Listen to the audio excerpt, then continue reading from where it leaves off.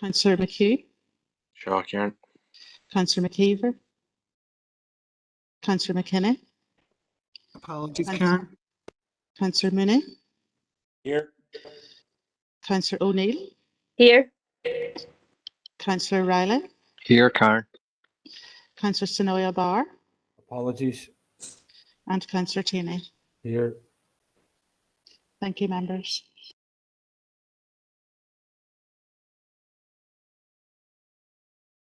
Karen, can I just apologise for Alderman McCready as well?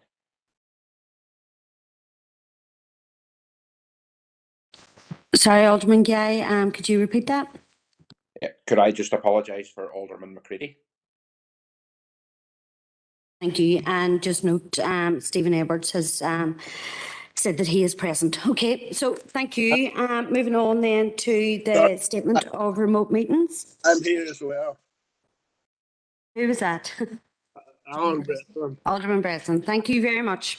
Okay, so the statement of remote meetings. I would like to remind everyone who is in remote attendance that this meeting will be broadcast live via the Council's YouTube channel and will be available for viewing by the public and the media. The broadcast will also be available for repeated viewing at a later date. The broadcast may be terminated or suspended in accordance with Council protocol. Members and approved speakers are reminded to only have their mics and cameras on while speaking at the meeting and to use the chat facility to highlight a request to speak. By participating in this meeting, you are consenting to being filmed and to the use and storage of those images for broadcasting or training purposes and for the purpose of keeping historical records and making those records available to the public. A copy of the Council privacy notice may be found on the Council website. So thank you, everybody, and I will move on to Chairperson's business, which I have none. Nobody has contacted me in relation to it, so I have none myself. We do have a full council meeting next week as well, so I will reserve some of the items that I have until that meeting, and we'll get through the important business of today's meeting. Today's meeting is a special meeting of council following a resolution from the council regarding the GP call system. So the motion is there in the packs, and I would like to welcome the healthcare professionals who have agreed to come to the meeting to discuss some of the issues that we have highlighted as a council over the past while in terms of healthcare and GP practices. So I would like to welcome them to the meeting. I know that there is a running order in everybody's packs, but we have been contacted by some of the speakers requesting that they go first and second due to time constraints that they have. So the way that I'm hoping to go through this is to have each of the speakers go through their presentation, and then when we are finished the four presentations, we will then open the floor to questions and comments. But I would say that if anyone has a burning question or comment, please feel free to put it in the chat box, and maybe the speaker at that time might be able to pick that up in what they're saying. So if you bear with me, I'm going to change the running order. So we're going to start with the Western Health and Social Care Trust, Emer McCauley, the Director of Finance, ICT and Contracting, and Neil Cassidy, Telecoms Manager. I'll open the floor to yourselves. Thank you. Thank you very much, Mayor and members, for inviting us here today to respond to your concerns in regards to the current call system in respect of GP practices and related implications.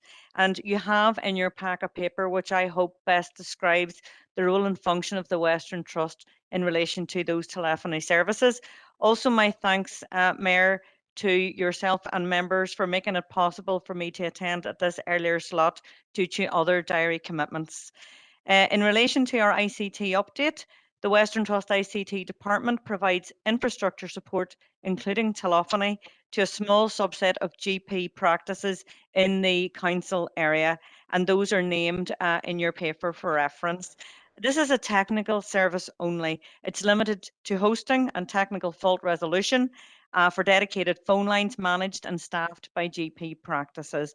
And the technical service provides each practice with a range of features. We've made reference to the communication platform, The session imitated trunks, which is the latest technology to deliver line services. The fact that GP practices have access to a full contact centre resolution. The full collaboration suite, which has been made available for all practices. Access to voicemail and also to voice recording. The service that we provide is limited to this technical support for these services only, and we have no role in the operational management or monitoring of this service. I'm heartened to note that regional departmental colleagues are also in attendance at today's meeting and will provide probably a more substantive update in relation to the work ongoing in relation to primary care access and the programme that's developing in that regard. From a Western Trust perspective, we will support the regional programme at the stage when the programme has been agreed. From a Trust perspective, in summary, our role in supporting GPs is limited to the GPs outlined in your paper, purely from an ICT infrastructure perspective, including telephony services. I'm hoping that members are content with what I've provided, but I'm happy to pause at this point for questions. If there are any questions of a technical nature, my colleague Neil Cassidy, who is also in attendance today, will be happy to respond to the technical questions. Thank you, Emer, and I appreciate that. We're going to actually move on to the second presentation, and we're going to take any questions at the end. So the second presentation is the Royal College of General Practitioners, Dr. Lawrence Dorman, Chair of the NI Council of RCGPs. So I'll welcome him to the meeting.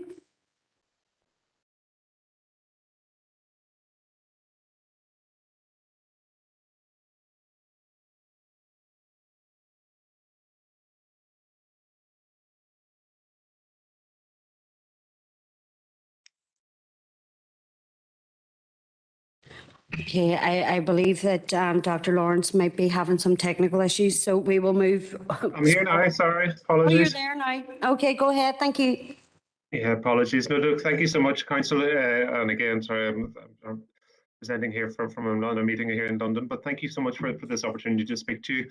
And again, to appeal to our patients who we know who are at the heart of all these discussions. GPs, we hold our patients, the care that our patients entrust us with, very, very dearly indeed, and we want to serve them to our very, very best.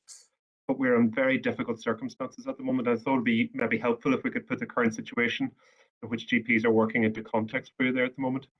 I can see the slides here. Is that okay? Can somebody change my slides there? Can you see my slides there, Chris? Yeah.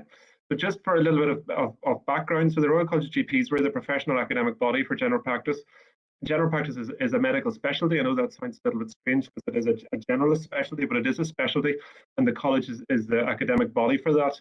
We have a curriculum which our trainees learn, and then we also advocate for other things. And as you can imagine, high quality care is one of those big things that we advocate for. Unfortunately, high quality care is very difficult whenever our resources are so badly stretched, and that is one of the problems that we see today. Next slide there, please. Unfortunately, our system is in crisis. General practice is very important to remember. We provide about 95% of the care that people need through their lifetime. We are referred to as my doctor or my family doctor, and yet we only get a small fraction of the budget. Only about 8% of that entire health budget comes to general practice, and yet we have to do quite a lot of work for that. And as time has gone on, we have seen patients' complexity increase. Patients no longer live with one health condition, they have multiple health conditions. And these are usually managed by their GP, their family doctor in the community. In addition to this, then we have other challenges in terms of hospital waiting lists and so on. And frequently we're the only medical professional available to our patients whenever they're waiting for specialist care. That still comes back to us, and the responsibility of that still falls back into the GPs. We are working harder than ever, and in September 22 there was 189,000 consultations in general practice. 43% of these are face-to-face, and we're very keen to ensure that our patients and you, our counsellors and colleagues, understand that whenever patients phone us and they're speaking to their GP on the telephone, that's just the start of their consultation.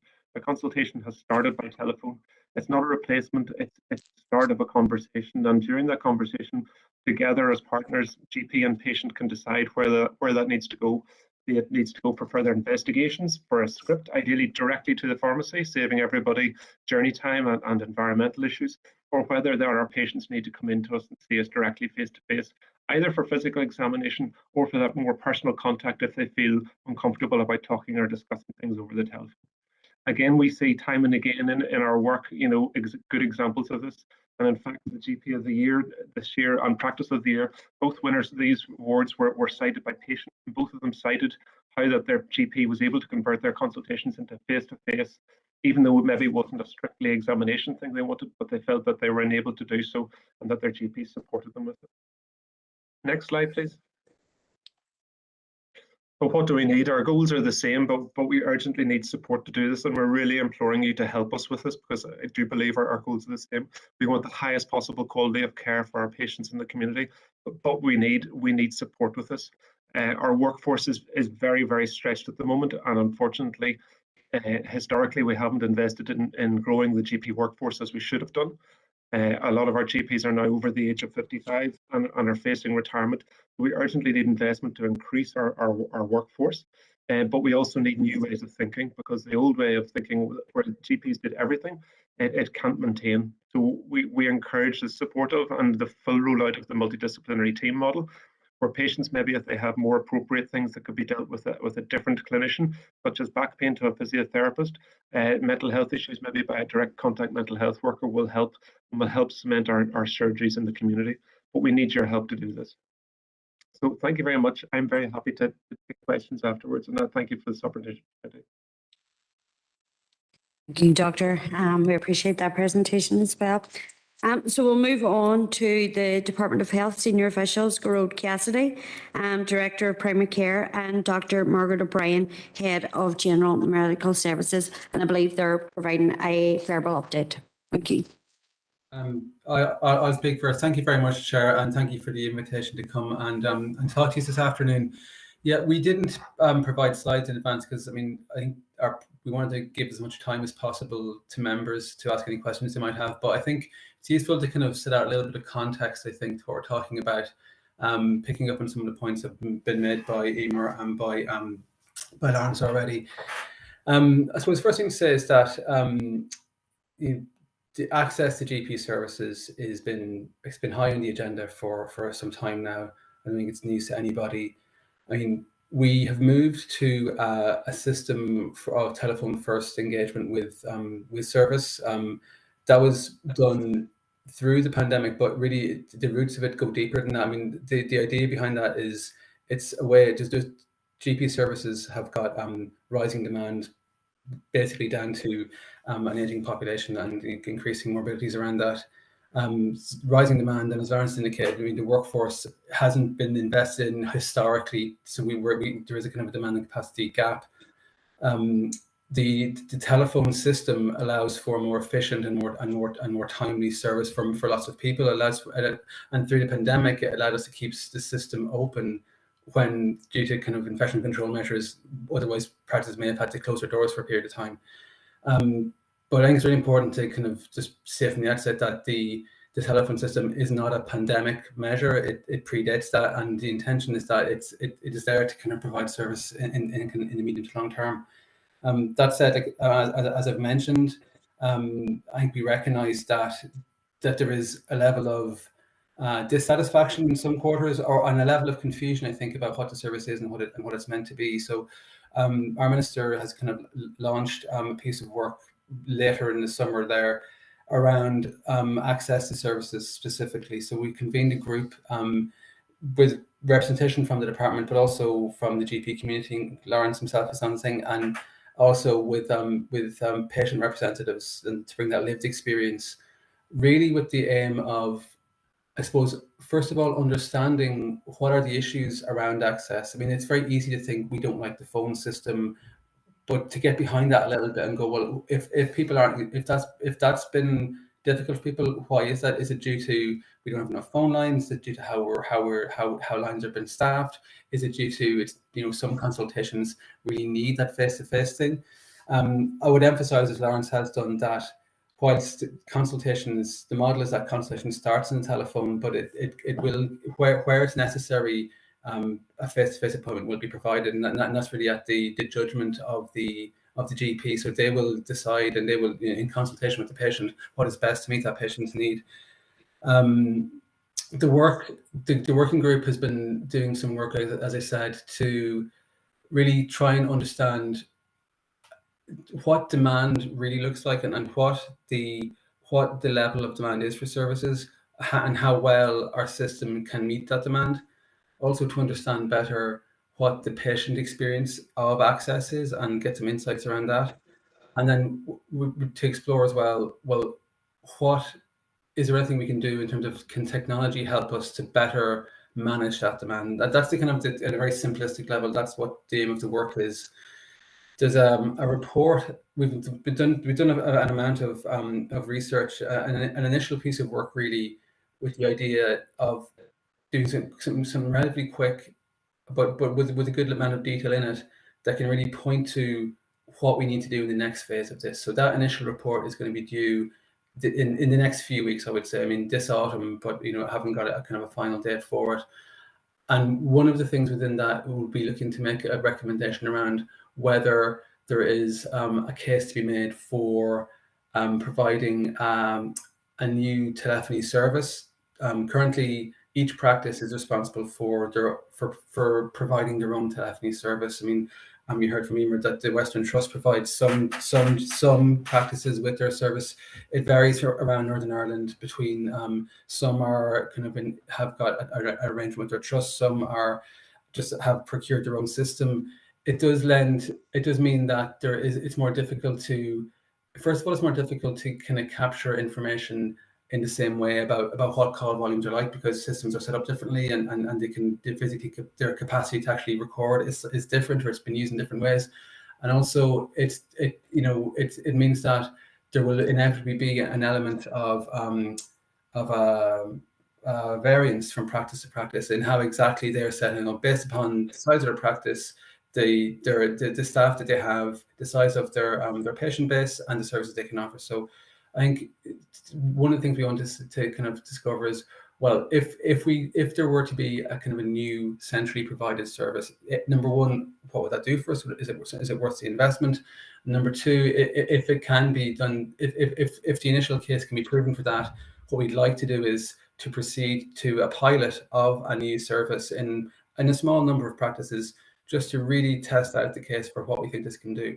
And then beyond that, again, would be a decision around, well, assuming that pilot proved its worth, and that kind of proof of concept was there, that we could evidence that it was worthwhile of further investment, and that's something that we would look to do. So that's as you can imagine, there's lots of steps in that, and it's not something we can turn around overnight. You're looking, if there's a solution in that for us on the technology side, it's something that's going to be coming in the kind of medium to longer term. So through the working group as well, one of the things that we're trying to explore is, well, what can we do now with our systems and our people and our setup as it currently is? What can we do around best practice, or around learning from this? How can the system learn from itself to see what's the best ways of operating here? So I mean, that's in simple terms, that's what we're trying to achieve with this. I think Lawrence will be the first to say, the question of access to services is linked to the capacity of those services to deliver. So I mean, the answer, very simplistically, providing more phone lines won't mean there's more doctors or more reception staff even to kind of deal with the patient volume. So technology won't solve that in that sense. We are in the department exploring a number of avenues to kind of increase the capacity of service. You'd be familiar with the MBT program. That's one way of bringing additional services and additional staff mix into general practice. We've also have kind of steadily increased the number of GP training places in Northern Ireland. So the current, this year, it's at an all-time high of 121. There's a piece of work underway at the minute, and again, the report on that is due soon. I'm going to say autumn again for that report, but that will make recommendations about what the training requirements for GPs will be over the next kind of 5-year or multi-year period. Obviously, any decisions around that will need to be taken in the context of the wider budgetary position, which is very tight, and especially in health, there's any number of kind of very high priority, competing priorities. So it's difficult, but I think we're doing the work to know to A, understand the issues, and B, address them as far as we can. I leave it at that, if that's okay, members. And I don't know if perhaps Margaret wants to add anything on the back of that, or do you want to go straight to questions? Maybe if I just Thank you, Gerard. I'm just checking if Margaret O'Brien wishes to speak. Yes, thank you, Yes. Chair. Thank you. I hope you can hear me okay. Yes. Yeah, great.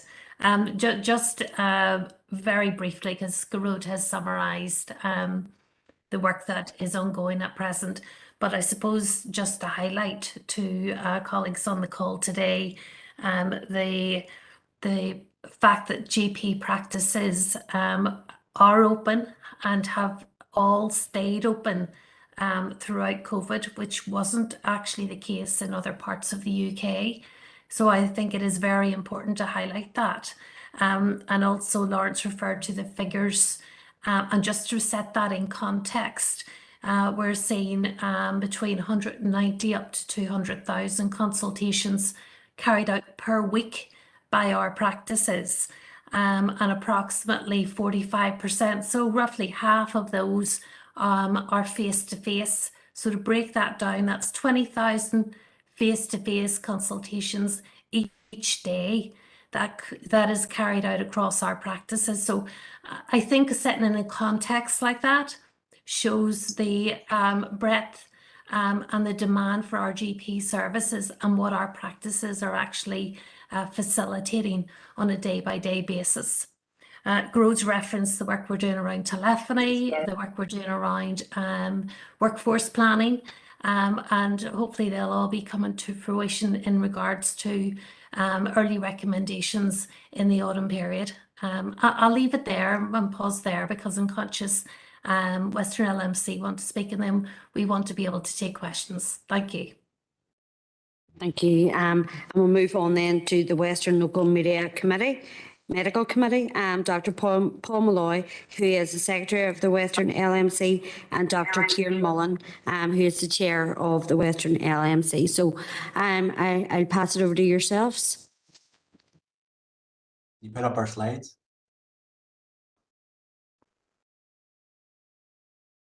Okay, I'm gonna move it on. I mean, a lot of the stuff that I have in the slides has already been touched on by Geroid and by Lawrence. I mean, to put it in context, this is a meeting of Derry and Strabane Council, and while I wouldn't want to talk about any areas further than Derry and Strabane, you know, we're actually doing fairly well in Derry Strabane, and Margaret and Geroid will be able to tell you that. The practices here are actually reasonably well staffed. They're working reasonably well. If we were in other parts of the West, like Tyrone or Fermanagh, we would be really having bother. So it's about getting these things in context. You can see some of the figures there. You know, we have the important thing whenever we start talking about GPs is a thing called whole time equivalent. It means a GP who's working 8 or 9 sessions a week. The problem is that as we get more and more partners in practices, it looks on paper like we have more GPs, and we probably do have more GPs on paper. But the problem is that because of the pressures that they're facing and difficulties at work, they're not working whole time. They're working part time, or you know, fewer or less than part time. So the number of whole time equivalent GPs has decreased quite considerably over the last number of years.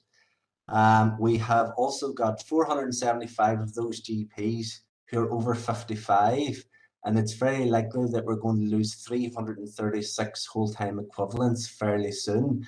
Now, that's usually when they're 60, but you know, people are leaving because they are under pressure. Next slide. Geroid, I mean, alluded to the increase in training numbers. I mean, the only difficulty about the training numbers is the time it takes to become a fully qualified GP, which is about 10 years. So, you know, and I mean, again, this is the second meeting we've had. So Kieran and myself had a meeting with the council perhaps about 6 months ago, and I think we touched on quite a lot of this stuff. One of the problems is that the BMA went to Department probably 10, 15 years ago about the crisis that was coming, the crisis that we're now in. And while all these changes were implemented, they were all implemented a bit too late. So we do have these increased training numbers now, but the problem is we have the period between now and we see the increased training numbers coming to fruition. And that's the crisis that we're currently in. So the problem is that I foresee is that by the time we get to 10 years, whenever these GPs are fully trained, we're probably not likely to be dealing with needing 121. We're probably likely to be dealing with needing, much more. But again, Geroid has alluded to the way we're trying to work that out. 70 practices in Northern Ireland currently being helped by the rescue team, and 22 practices in crisis. And quite a few of those 22 practices are not too far away from us. Granted, they're not in your council area, but well, they could be in some of your council areas if you're down slightly further than Strabane. But there are practices in Derry being helped also by the crisis team. But the problem is at the minute, if we were talking about this 5 years ago, if the practice was using the crisis team in Derry, that would have been a big thing. Now there's so many practices in crisis and the situation's so dire in the southwest of this LMC area, that it actually seems to be normal to have a crisis team involved with the practice, and the practices in Derry are, I suppose, deemed to be sort of low medium risk, whereas the practices further south would be high risk and by high risk I mean collapse, I mean closure. Could move on, please.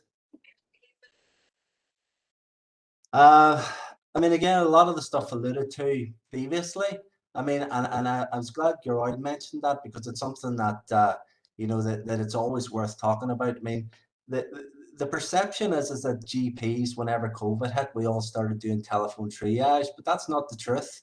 Telephone triage was invented because practices were in crisis long before COVID, and practices weren't able to deal with the demand from patients to see them all face to face. So they had to implement a method of sorting out who needed to be seen and who didn't need to be seen. So that's where telephone triage came from.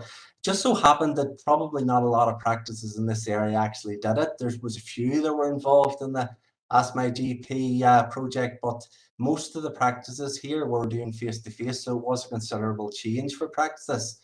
There has been a significant reduction in the number of practices, as you see there.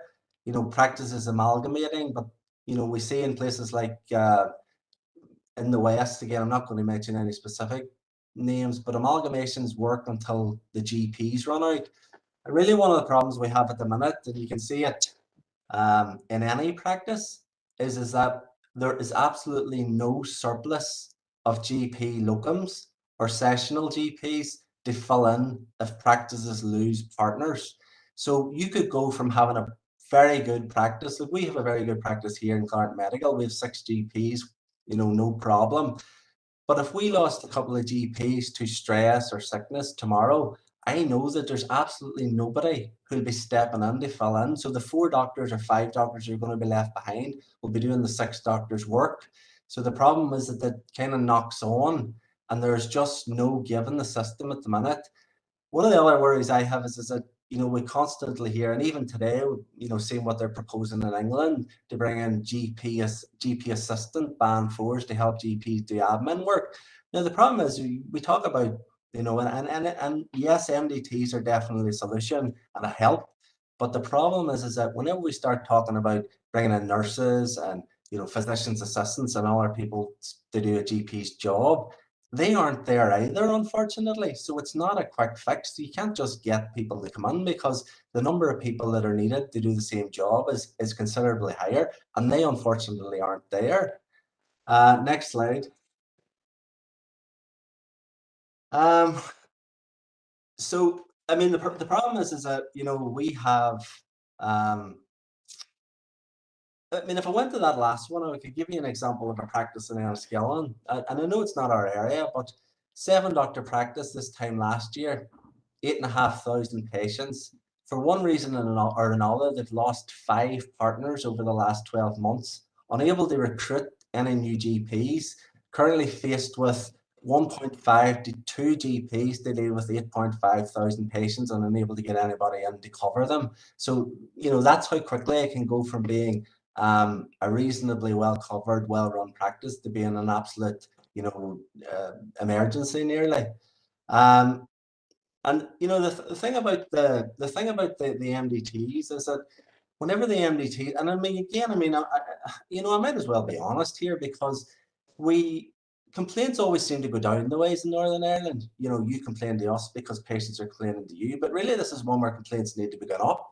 And what you need to be doing is complaining to your MLAs to get back in business and get sorted out and get this budget sorted out, because the ability for us to get a budget is totally dependent on our ability to get all these services rolled out. And at the minute we're in a limbo, we're in status quo, everything's having to be stood down, meetings are being stood down because we can't do anything.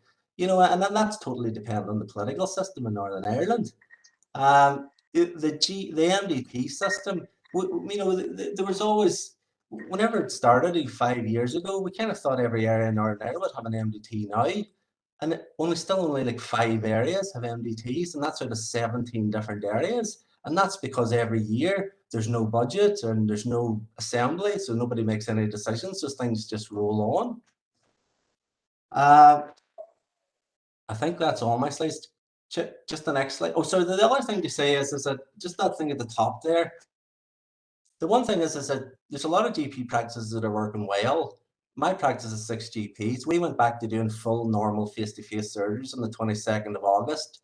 We only do phone consults now if the patient specifically wants a phone consult, but every other consult we do, if a patient phones in and they want an appointment, they're given a face-to-face appointment. So, we have to be wary that whenever we are putting out messages in the public, that not all practices are working the same, and it does affect staff morale. It affects GP morale whenever everybody's sort of labelled with the one thing. So it's just to be wary about that. Okay.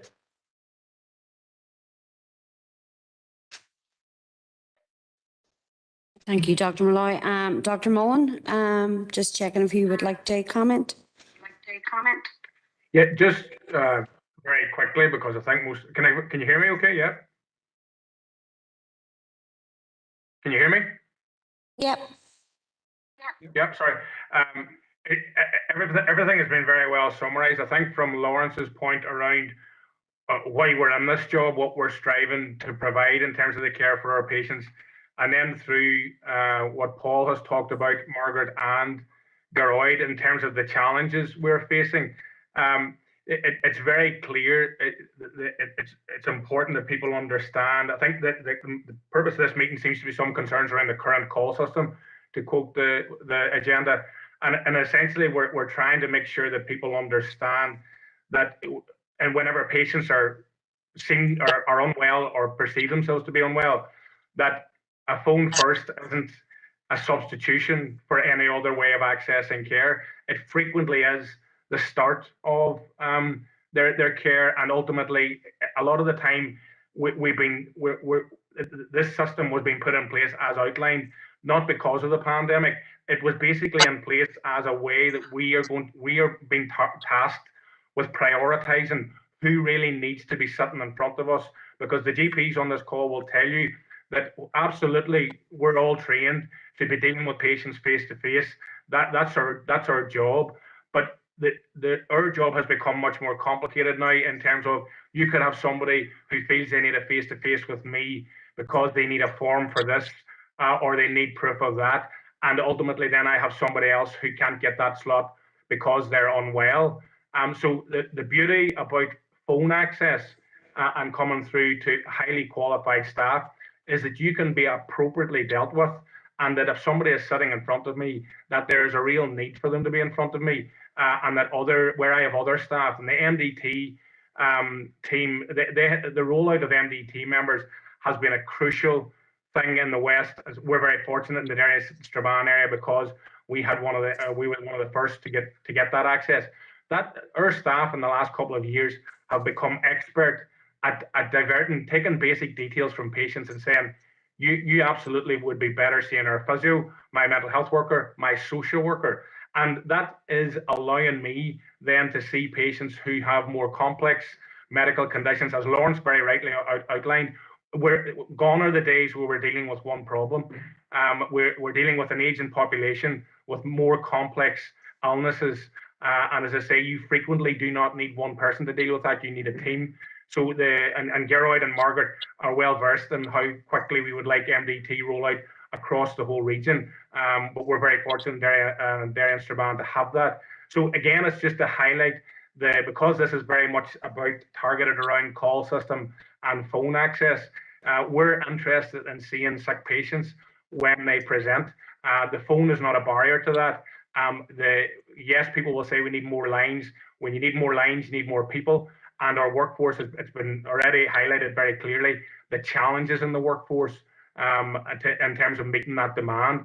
But the phone is a key tool that we have in terms of prioritizing those that need to be seen.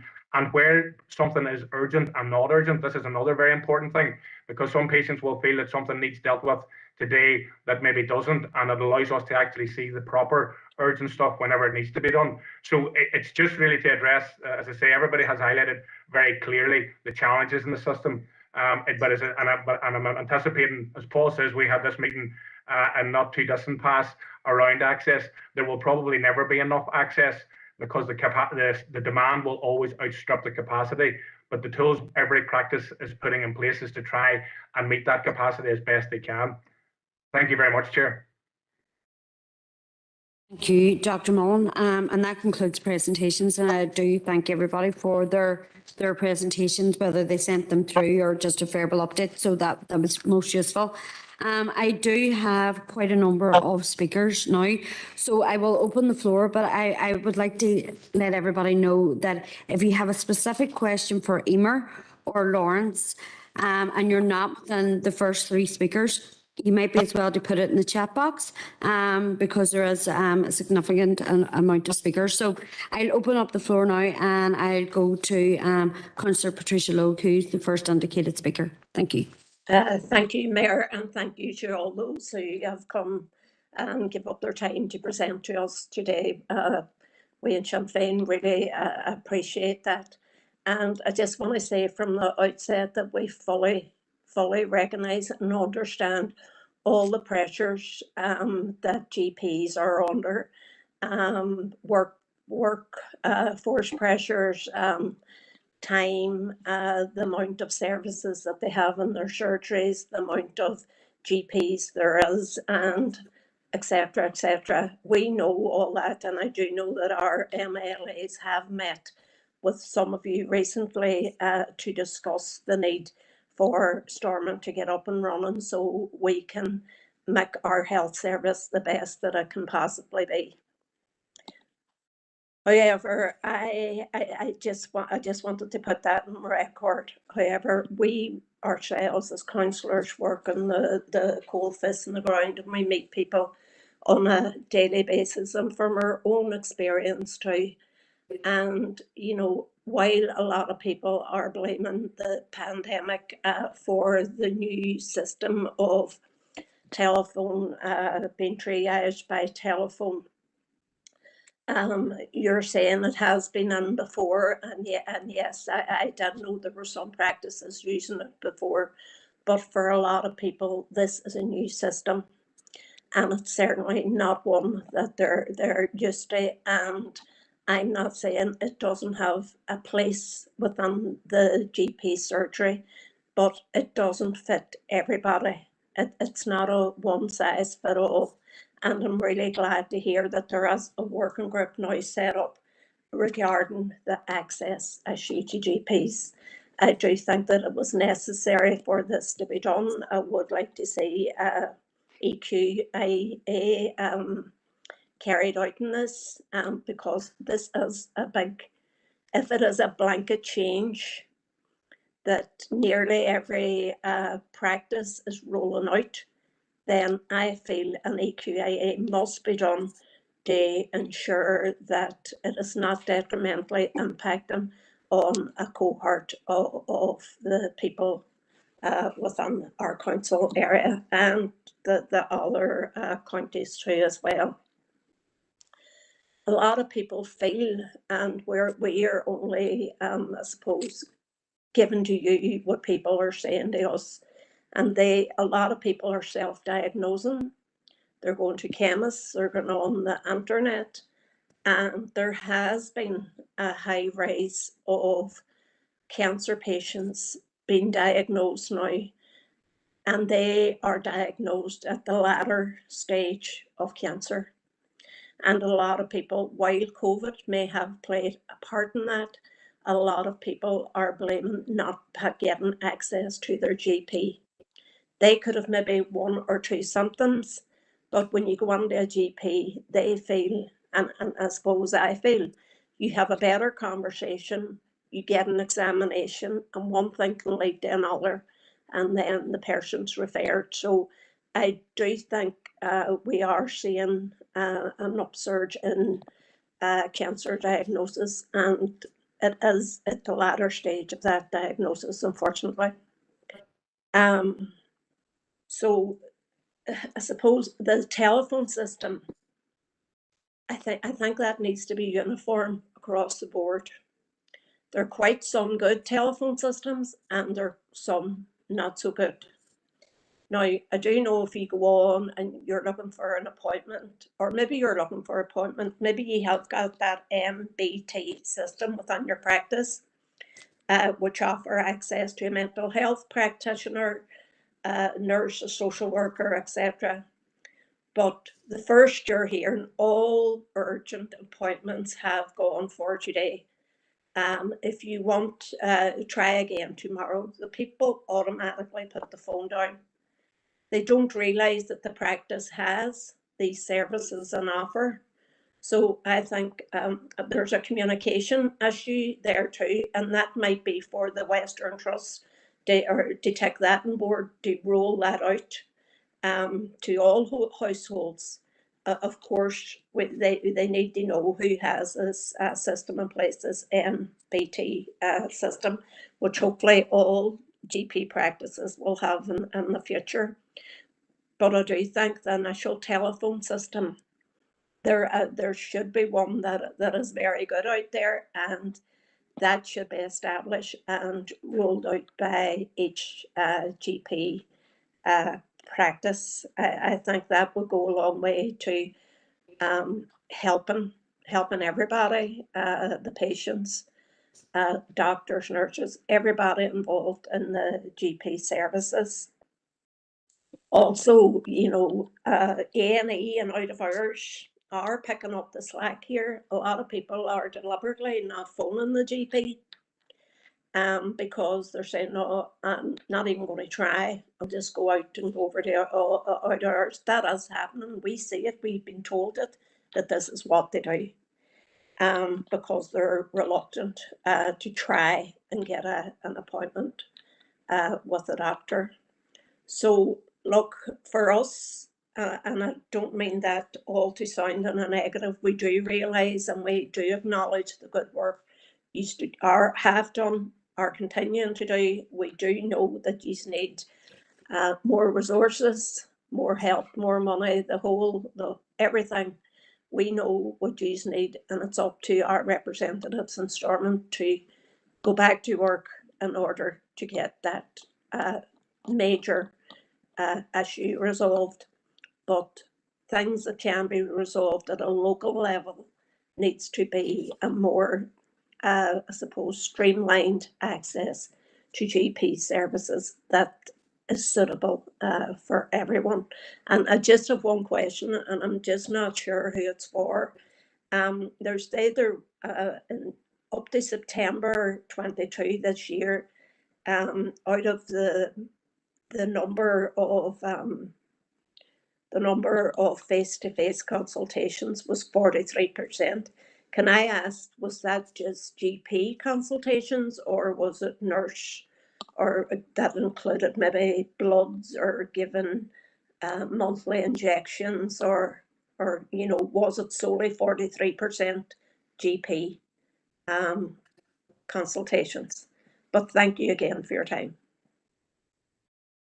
Thank you, Councillor Logue. What I'm going to do is I'm going to take batches of 3 speakers and then offer it back to the presenters to see if they want to comment. So the next person on the list is Councillor Gallagher. Thank you, Mayor, for letting us in, and thank you to all in attendance today. And like a previous speaker, I'll start off by saying that this isn't about having a kick at the GPs for the work they do. And I know when people talk about morale, they may have heard stuff in the past coming out of this council around us debating the issues, but it's not about having a go at the GPs. It's definitely not. We're public representatives, and as a public representative, people are coming to me.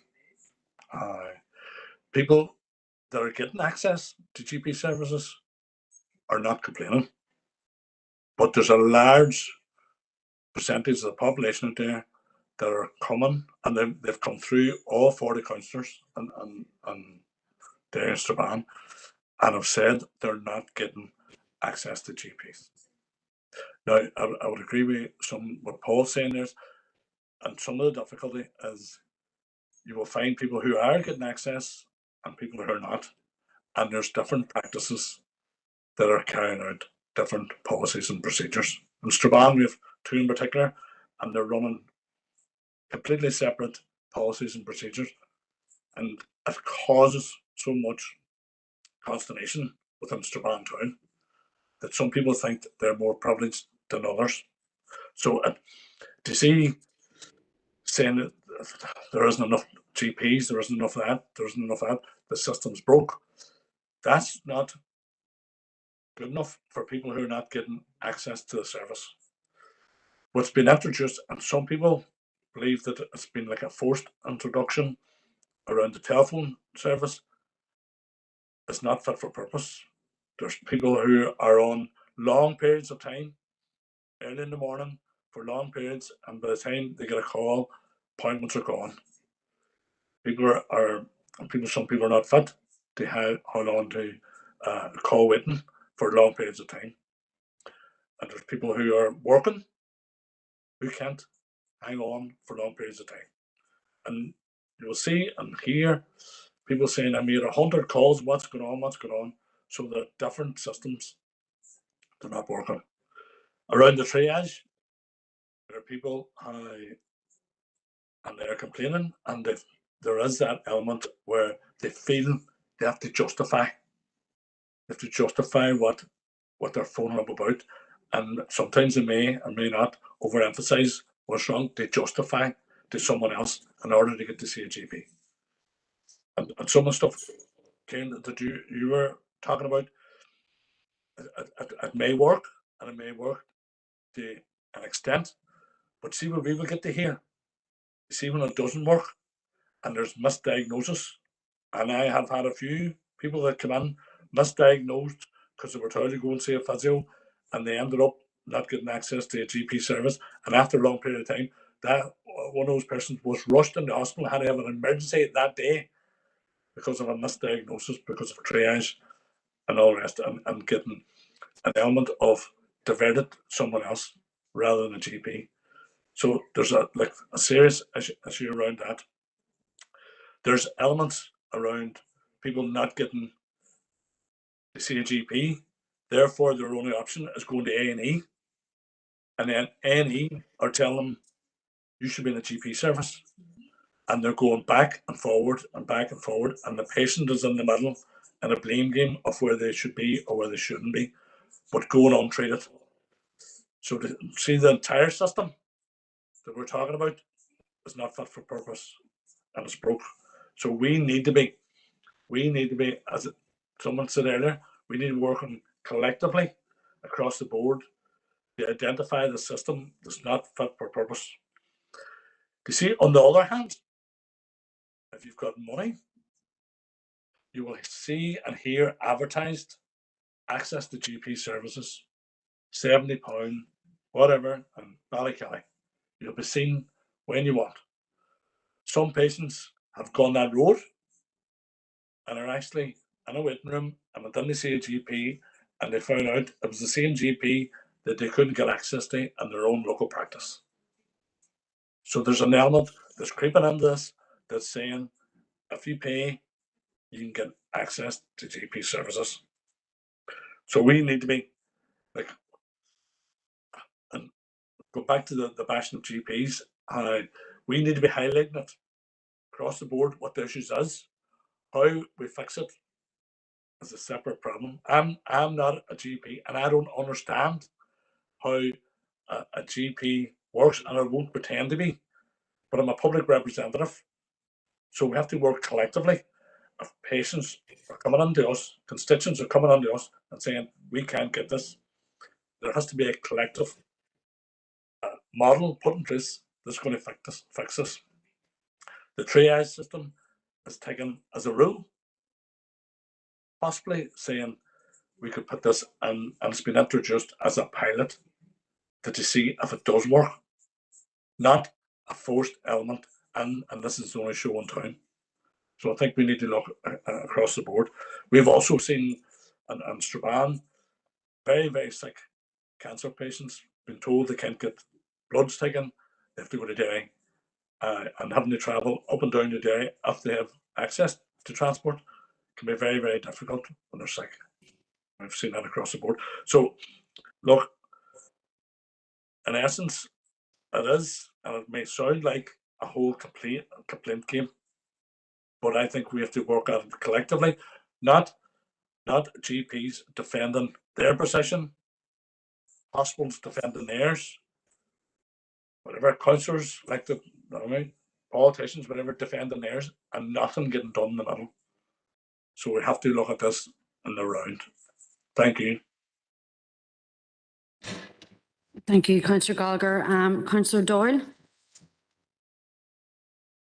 Thank you, Mayor, and thanks to all the representatives from the different elements of care throughout the health service for coming today. I want to put on record on behalf of Intu and many of my constituents that you're providing an essential service. Many people would be lost without you, but there is a problem. And the problem in many cases is that whilst it isn't even the triage service, it's the fact that they genuinely, there's a disparity across, even in Derry, where I'm being told, for example, that one practice is fantastic, where you ring up in the morning and you get yourself an appointment and everything is great. And in another, I'm being sent screenshots by constituents who are making upwards of 150 calls in one day to a different practice to try and get to speak to someone or an appointment. And the disparity is what worries me, because I understand the strategic issues, having worked with doctors in a professional role in another life, but the disparity is something that I just don't understand how there can be when there are clearly systemic issues. But when two surgeries, and I won't name them, are very closely manned, or that they have the requisite amount of staff, and one of them can provide appointments to patients when they need them, and another, people can't even get through to speak to a receptionist, never mind a doctor. That's what worries me, because like others, I've had people coming to me genuinely terrified. There's something wrong with me. I know there's something wrong. Here is what's going on in my life. I can't get to see a doctor. What if this is something terrible? And I've had to say to people, look, you shouldn't have to do this, but I think you should go to A&E. Even if it's something, so someone can look at it from a medical perspective and say, this is what it might be, this is what it isn't, to set their mind at ease. Because I had a call recently, and it was a quite difficult call, and the gentleman was basically had a health scare. He felt very ill. He wasn't able to go and see a doctor because he couldn't get an appointment, because actually the message on the answer phone in the surgery changed after a certain time in the day to basically say, thanks for ringing, but you're going to have to ring back tomorrow. So he didn't even have the option to try and get an emergency appointment at that time of the day. Eventually, he went down to the surgery itself, still couldn't get an appointment.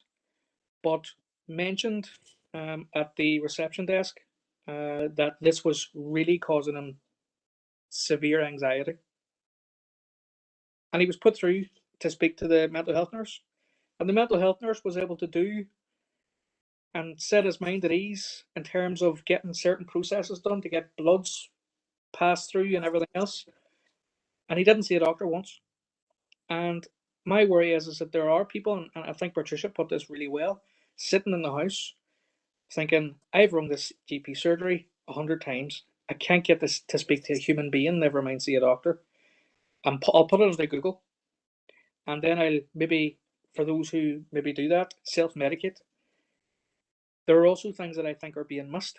And Paul mentioned this, and this is something that I'm very concerned about, is that the people who can't even get to the triage system could well be sitting in the house with serious health problems. Now I know, and I've said this repeatedly, I don't know how many times I've had to say it to people, I know GPs are not sitting in their practices twiddling their thumbs. I know you're absolutely flat out. But the disparity of those two practices that I mentioned really worries me, and I don't understand how those two scenarios can exist in the same city, very close together, with roughly the same amount of patients on their lists, roughly the same amount of staff, if we're talking about these systemic issues. And I would welcome your input as to how that could be the case, because what I think is going to happen is people are going to go and see private doctors if they can. I don't want to see them doing that because it affects the National Health Service. But the other aspect of it is, and I should have said this earlier, I'll keep this very brief. An elderly lady said to me recently that when she rang up and she wanted to speak to try and get an appointment, she couldn't actually articulate what it is that she wanted to say and what was actually wrong to a member of reception staff who was very, very good to her.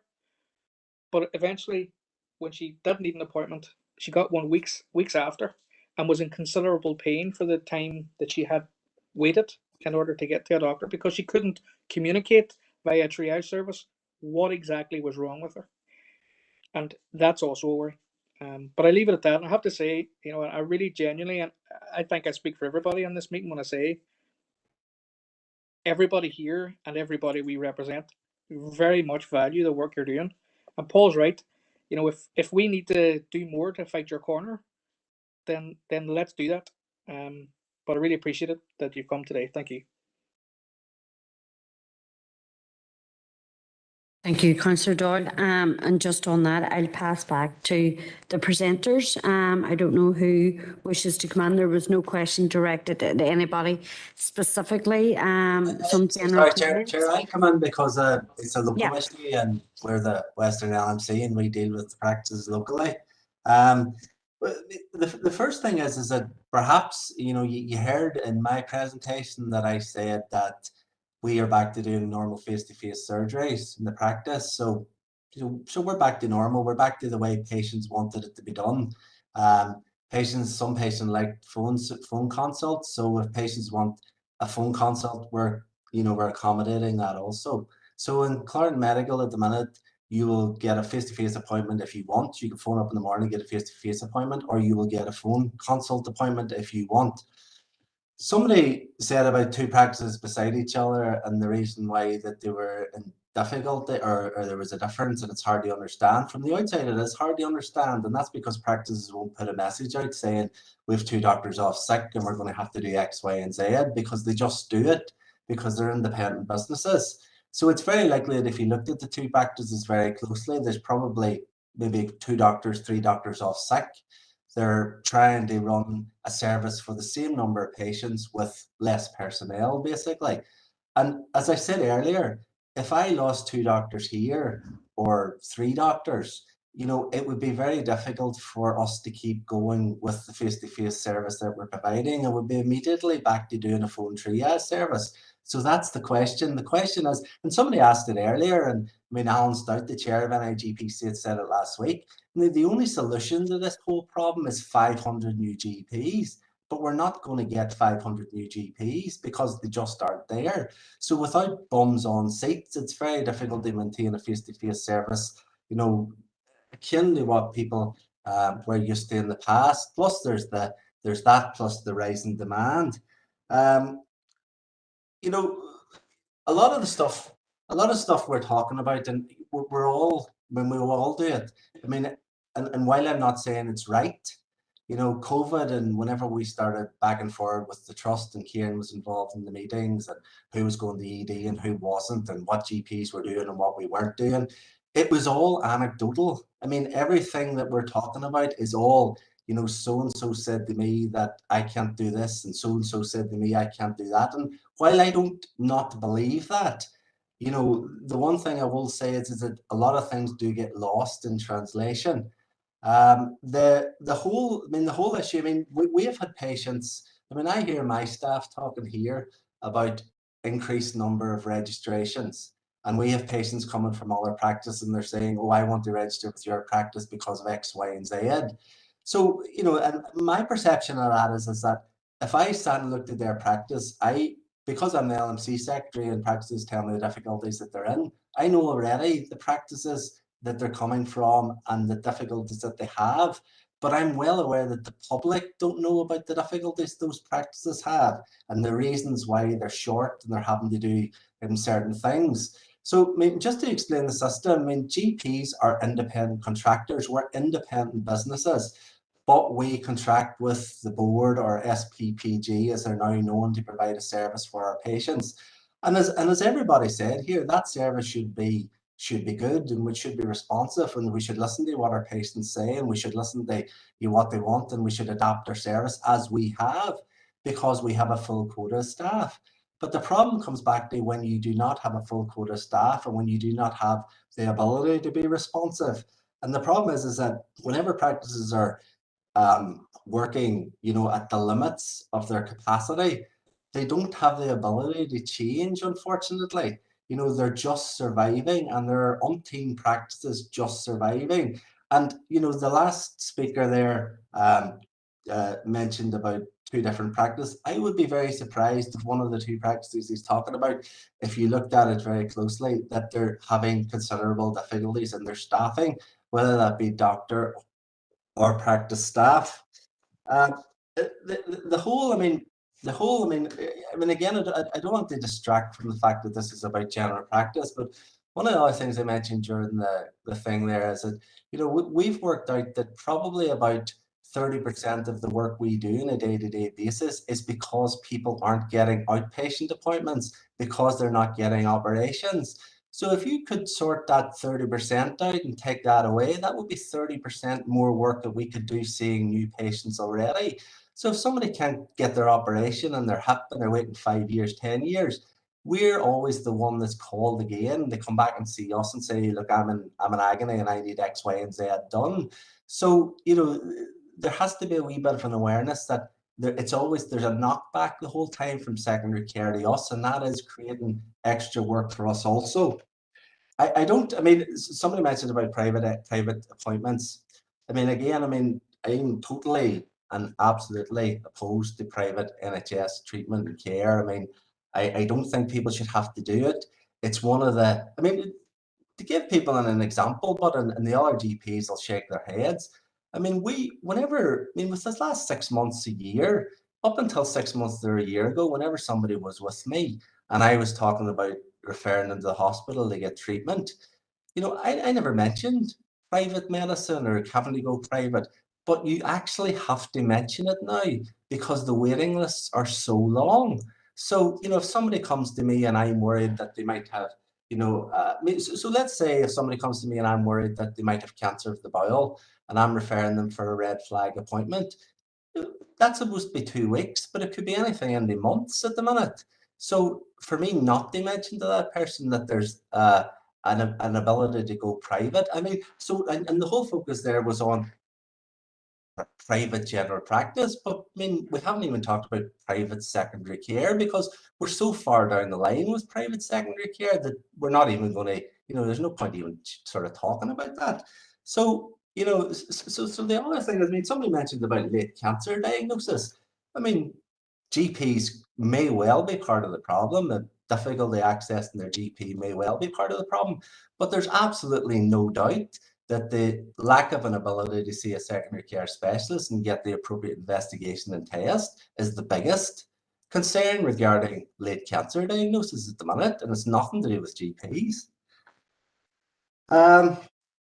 Again, I mean, the ED, the question about ED and who sent the ED is a difficult one because, again, I mean, one of the things Kieran and Geroid and Margaret and all have been involved in, and Lawrence, is a thing called No More Silos, and we were involved in it for the last year.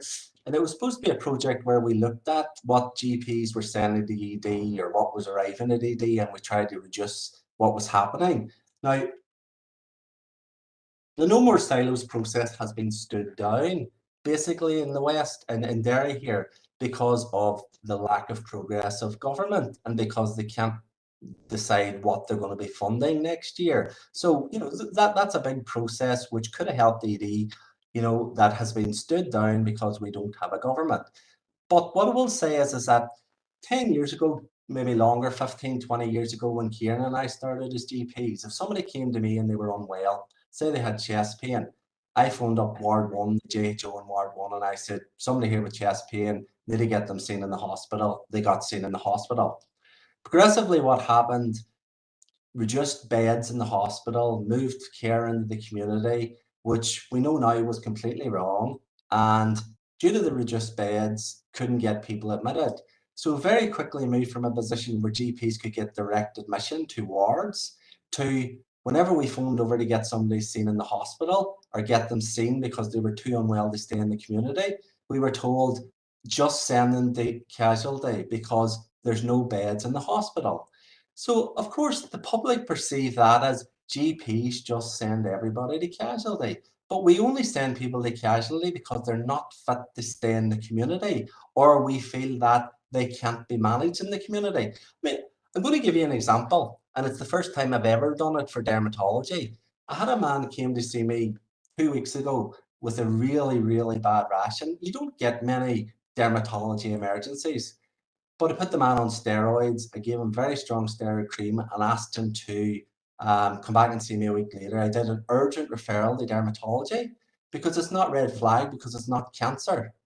So a week later, he comes back and his rash is worse. So we give him more steroids. He phones me a week later to say, I can't sleep with this. It's causing me an awful lot of difficulty. What am I to do?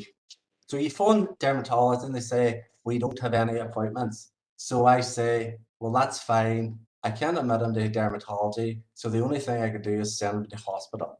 So when we have exhausted the ability to treat people in the community, we have no option but to use the ED department. We don't want to use ED department. We want to use other things like ambulatory care. We want to use things like direct admission. But we can't do those things because they've all kind of been stood down now because we can't get funding to proceed them or make them work. So one of the big issues I think is that it's the lack of understanding. It's the lack of understanding as to where we've been placed because of things that have happened over the years, and then the perception that people see that we're doing a certain thing. So that, I hope that answers some of those points.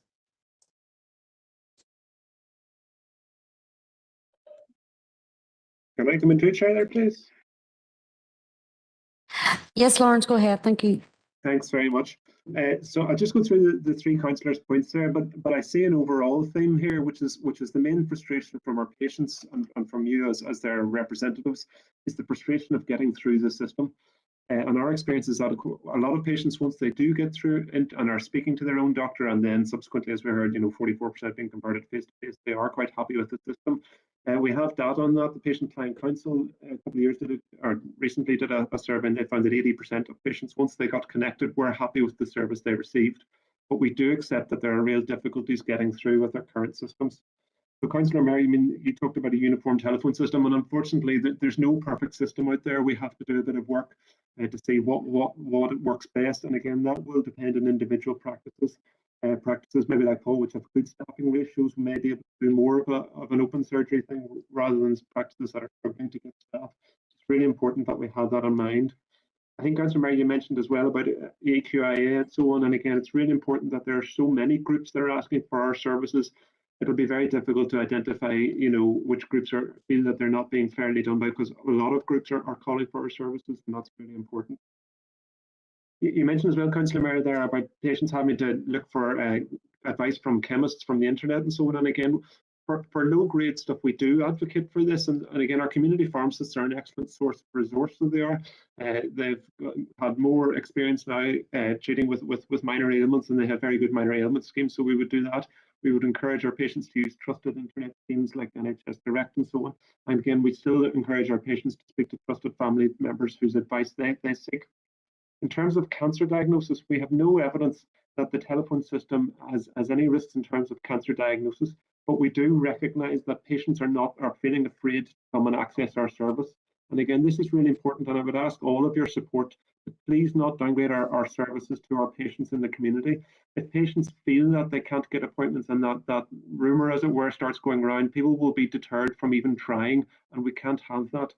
So it's really important that we have a positive message, and that if patients maybe don't get through one day, we can't offer a same-day service for everybody. If they could respectfully try maybe the next day and keep trying till they get through on our service. We really want to see our patients. We're very conscious about cancer diagnosis, and that's a real priority for all GPs. It's a core part of our work. We're working constructively with the department on their 10-year cancer strategy, but we have to be focused, and we have to try and keep that message focused, because we can't deal with everything at the moment. So we've encouraged that public messaging is very targeted. Patients maybe who are experiencing unexpected weight loss, or patients who have a persistent chronic cough. I think that's very important. Councillor Gallagher, again, really appreciate your comments too, and you're quite right. Morale is at an all-time low within a lot of our colleagues, and that is very, very important. And it's at an all-time low not just because they feel that they have an unmanageable workload, but they feel their morale is low because they feel that they're not giving the service that they train to do or that they want to do. Many of our GPs all our GPs are passionate. This is their vocation, and they want to give their patients the best service possible. But that's very difficult when they're dealing with 40 to 50 more consultations per day. They're then going home at 6 o'clock to put their children to bed, and at 9 o'clock again they're going to log on remotely from home to do their bloods and their letters. It's really important that they hear that message loud and clear. And not only that, but we take that message back up to government to invest in our service. The big message I hear from all councillors here is that how much they value their family practices, how much their constituents value that. But I think it's now time that we turn that into a priority for government and a priority for our health services. We really want to work collectively within, and we recognise our position within the health service. And we strongly encourage patients who have symptoms or things that should be dealt with in primary care that they go to their GP. They don't go to casualty for things that should be dealt with in primary care, particularly for undifferentiated symptoms that need worked up, and need a couple of consultations in terms of investigations and so on. It's much better that goes through their family doctor who knows them and knows their family. So really encourage patients. Please keep trying us. Please come back to us. Again, with Councillor Gallagher, we do recognise the difficulty with the telephones, but we do need to increase the capacity at the other end. Simply having more phone lines, unless we have some capacity at the other end of those phone lines, it's not going to help. And then the other one that Councillor Gallagher, I think you mentioned, was that you didn't understand. And to that, I would really encourage you to meet us. If there are surgeries that you feel are very different, go out and meet them and ask, in a respectful way, what you can do to support them, why those pressures are there. Because as Paul has alluded, you may be surprised at things that you don't see behind closed doors that are impacting on their workload. And then, Councillor Doyle, you're very worried, and again, I'm very worried as well. I'm very worried about my colleagues and some of their mental health and some of the stresses and the strains that they're having. Again, we mentioned about 2 different surgeries, and we don't understand, why that may be.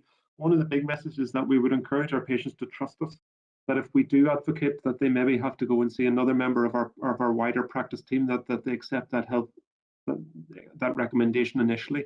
Another thing as well that we've had criticism from before is referring patients directly to emergency departments from the telephone without assessment. But quite frequently that is the right thing to do, and that after an adequate, a proper comprehensive history, we do have to ask our patients to go to casualty departments for urgent blood tests and investigations, and that's very important. So please trust us.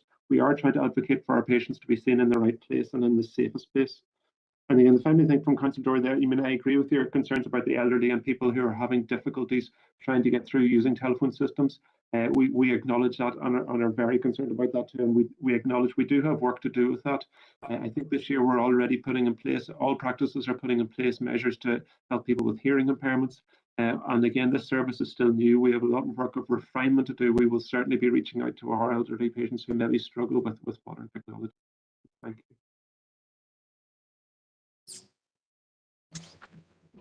Thank you, Lawrence. Thank you for those responses. I have another batch of speakers now that I'll invite in. So we'll start with Councillor O'Neill. Thank you, Chair, and thanks to all the presenters today for taking time out of your busy schedules to speak with us. I think a lot has already been said, and I think it's important to put this conversation in the context of the crisis that exists in the health and social care service. Like I myself work in acute services in the hospital, and understand the pressures that everybody is under. And I think it has been well said around the access to GP practices.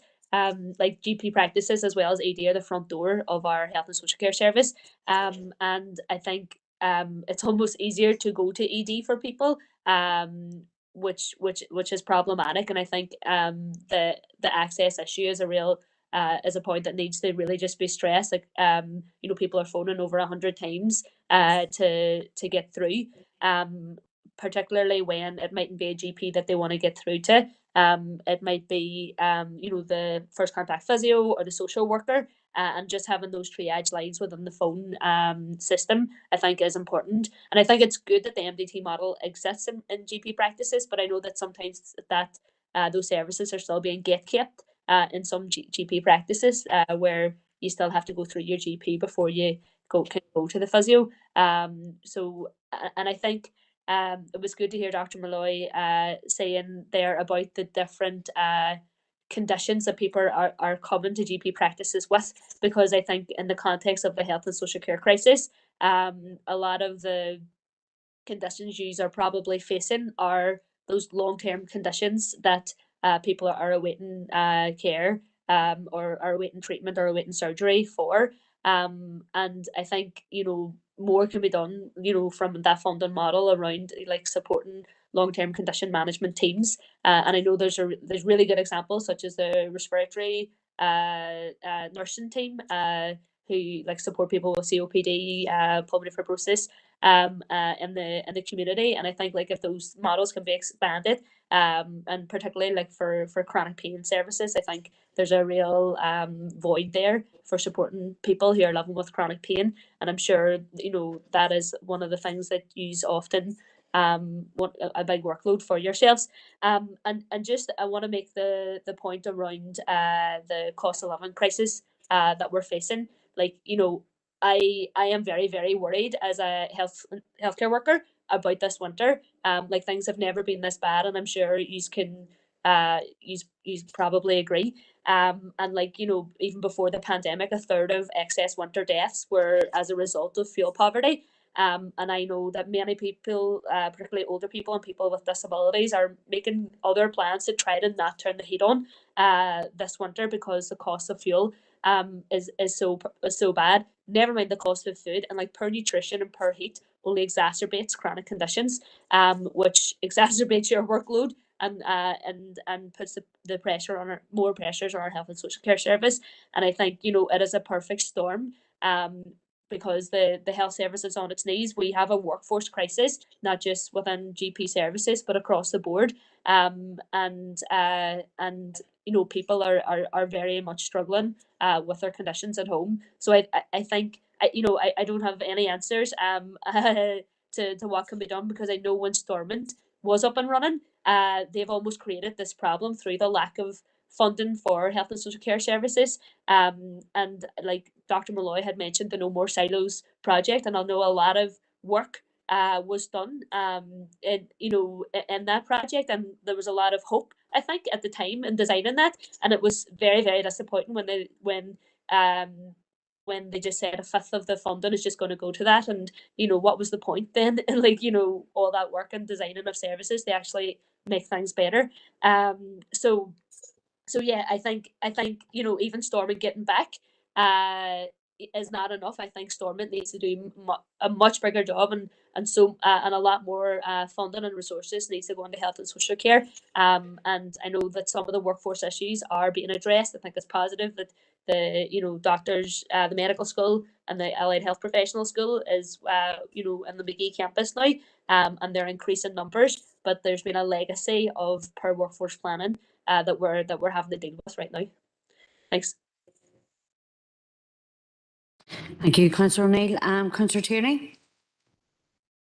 Thank you, Mayor, for bringing me in. And on behalf of the SDLP group, I want to thank all of our presenters here today. We genuinely appreciate you taking the time out of a very busy schedule to be here today and to explain from your perspective the pressures that your GP's practices and your staff face on a daily basis, and we understand how difficult that can be.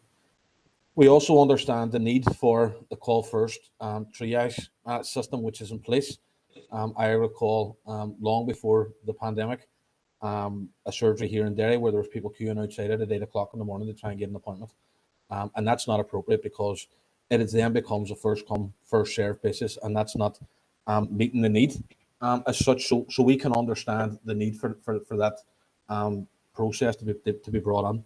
I think you don't need us here today to tell you what the issues are and what we're hearing from our constituents, because before any of us have even got to ask a question, you've all outlined them within your presentations, and it has been access to services. I haven't heard anybody complain to me, and I hope I speak for the rest of my colleagues, once they've got to see a GP or once they've got to see the social worker or the mental health worker within their family practice, their biggest problem and their biggest complaint 99 times out of 100 is their access to service and getting access to service. I have spoken to people like other councillors who have sat at 9 o'clock in the morning waiting on the surgery to open, ringing and ringing and ringing 100, 120, 130 times. Once they get through, they're put on hold for 20 or 30 minutes. Then once they actually get through to the receptionist, all the appointments for that day have gone, and they're feeling really, really frustrated. If they're lucky enough to get through and get an appointment, I don't see and don't hear many people having that many complaints. So I think that part of the process needs to be fixed and needs to be something that we should look at together, like Councillor Paul Gallagher had suggested. Gerard, in part of his verbal update, talked about the working group and the work that they were doing within the department to see how they could refresh the system and make better outcomes and better access to services for patients, and talked about a possible new pilot service coming on board. But it's my understanding that the neighbourhood nursing programme, for example, was there initially to do that, to allow better access to services. The multidisciplinary team, again, was there to allow better access to services. And whilst they have worked, it's the call process now that we need to look at, and we need to understand how we can get through that. It would be great to have a call centre in Derry and Strabane somewhere which was taking calls and making appointments for patients. But if you don't have the GPs to see those patients within that day, then it's a no-win scenario for everyone. So I think it's about all of us working together to see how we can navigate through this difficult period. I think Dr. Malloy, in 3 small sentences, has nailed not only the difficulties, but also the outcome of how we can all get through this, when he said practices were in crisis long before COVID. I think we all know that, and there's evidence there, anecdotal evidence, but documented evidence is there as well to suggest that, which was our understanding of why the call first triage came into play in the first instance.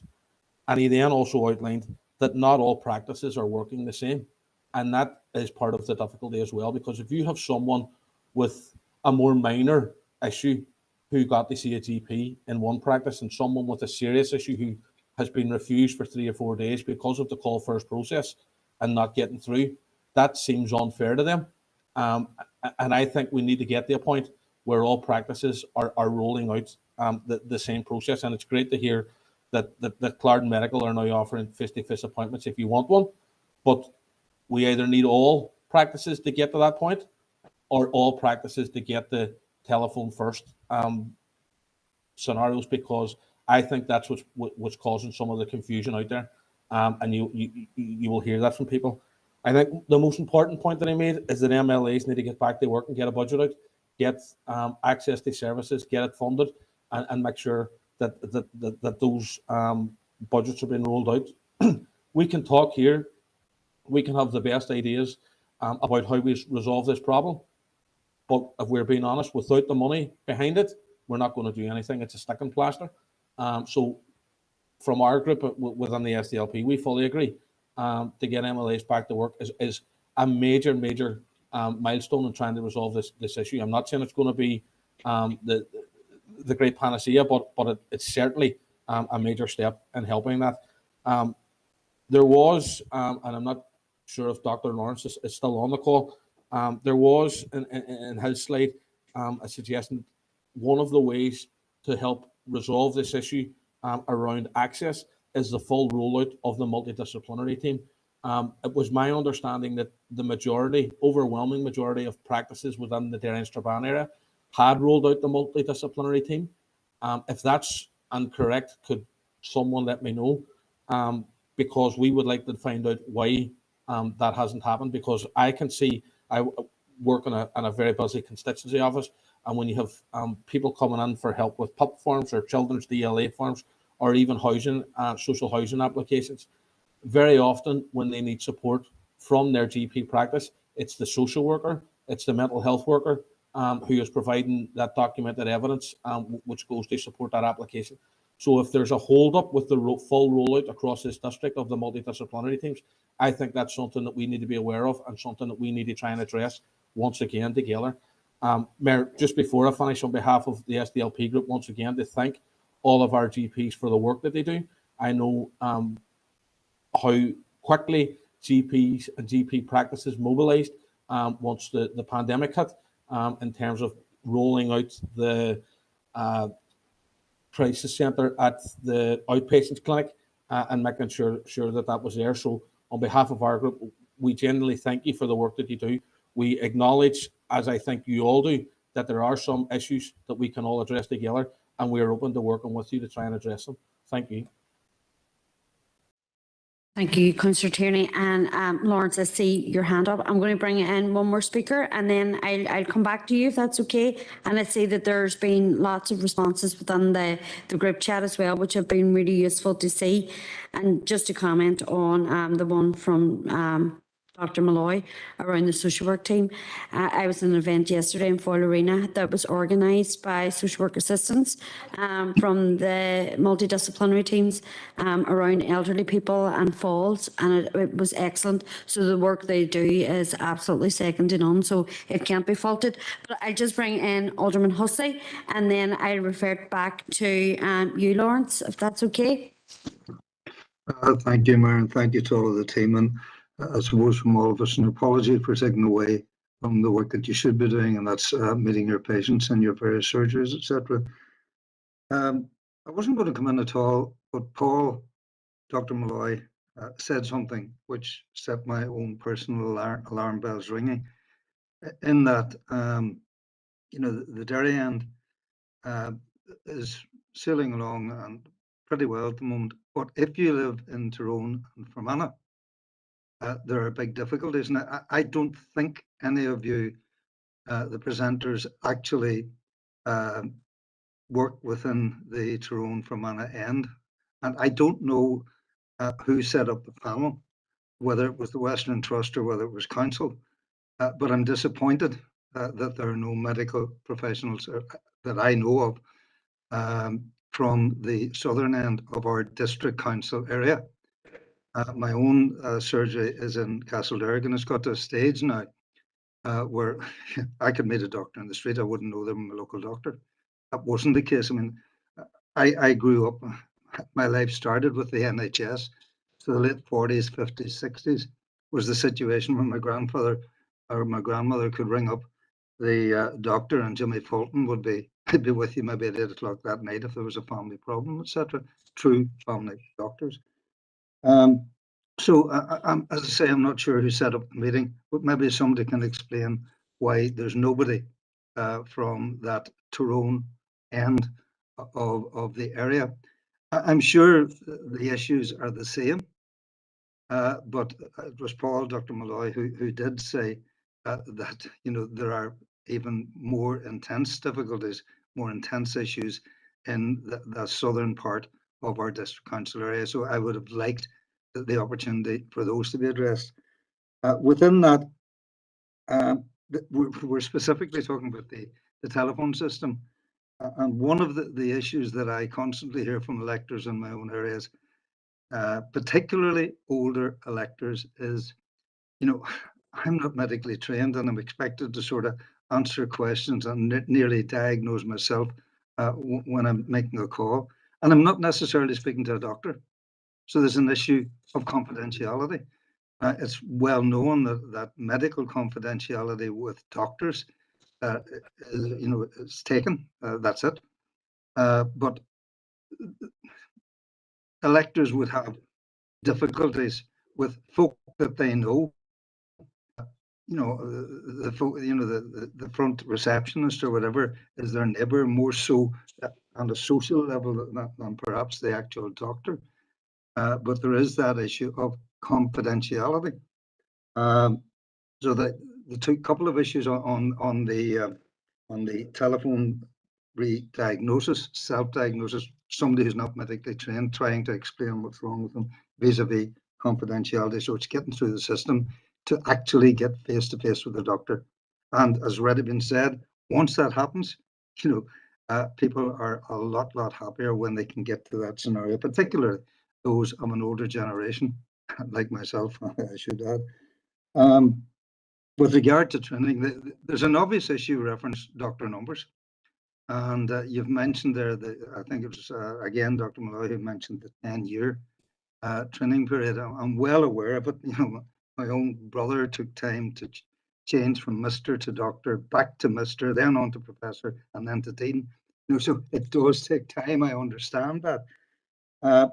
But how can that shortage of GPs be resolved in the short term? We're talking, you're talking 10 years before it can be resolved, if it's even started, the system even starts. And I agree, we're talking to the wrong people. I agree with what was said there. We should be talking to people up the line, the political line, where the funding and the drive will come for this. And as has been rightly said, it's a problem that's been there for a long time. I well remember Michael Majimsu making a passion plea for more funds and being basically laughed at within the Assembly.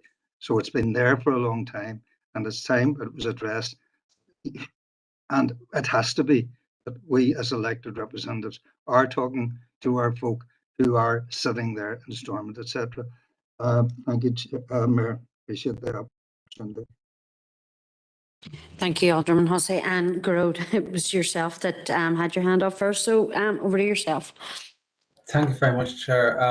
Just pick up on the most recent comments and also from the first kind of raft of questioners. I mean, specifically to Councillor Tierney had asked about the level of MDT rollout in the Derry and Strabane area. It's currently at 68%, so it's not fully complete. Just for context, only one of the areas in Northern Ireland, so there's 7 areas in total where the model has been introduced to a greater or lesser extent. Only one in Down is at 100%. Derry's second. It's second level of Causeway at 68, 69%. The lowest 2 of the current footprint are in Ards and North Down, and they've only really had a very partial rollout at this stage in time, and that is really down to the funding challenges. Just Alderman Hussey kind of referenced about the kind of pressures in the kind of southern part of the Western Trust area, and I know, I mean, it won't answer the question as to why members aren't here for this meeting, but just to reassure, I've been at this meeting with the Fermanagh and Omagh Council. We've met them twice in a very similar setup, in a very similar way. Myself and Dr. O'Brien have gone down to listen firsthand to the issues, address them as best we can, provide some answers, and explain explain what we're doing, and also I guess try and contextualize what we can't do. So I mean the pressures in that part of the world are well known, well understood, and we are engaging as best we can to make sure that those voices are heard. Just reflect kind of in general, one of the things that I'm picking up from, I would say, nearly all of the contributors so far is the issue of, I suppose, consistency and a lack of consistency been a source of frustration for people. I think it's been well explained the nature of how GPs are structured. I mean, they're independent contractors, so centrally it's very difficult for us to say it must be one way and not the other way, and that's not where we want to be either. I mean, we're, I think, fortunate in this part of the world that we've got good relationships with our GPs and with their representatives, and you know, we try to work in partnership to kind of address, to understand problems and come up with solutions that are actually going to work. That's, you know, we understand, I suppose, the limits that we're working within, but the question is of things being different practice to practice, and I think people can understand when they're used to, in the old way, when people would just go to their surgery and deal with their doctor or their practice, they understood how that practice worked. I suppose having the telephone as the intermediary kind of makes it, you lose that connection a little bit. So you're kind of more comparing, well, why can you ring there and get through and I can't ring through here? So one of the things that we're looking to do through the access group is, number one, is to understand from the patient's perspective what it's like and what the issues they experience are. Like what the project called them pain points, which is not a term I love, but it's just where in the process of getting through to your GP surgery, what's the difficult part? Is it the number of times you're ringing? Is it the number of options you're presented with when you get through to the kind of touch tone menu? And just try to understand that as best we can, really to see then, well, what would, like as described, what would a new service that we could provide centrally and roll it out, if that were, you know, what would that look like, and how would that improve the situation? But also, I think, I kind of mentioned it before, is to try and understand, you know, there are people who are doing it differently from each other, and that means that some people have got maybe some tips or some hints or some ways of working that their colleagues or their neighbors don't know about. So we're trying to find out ways of sharing that good example and that good practice.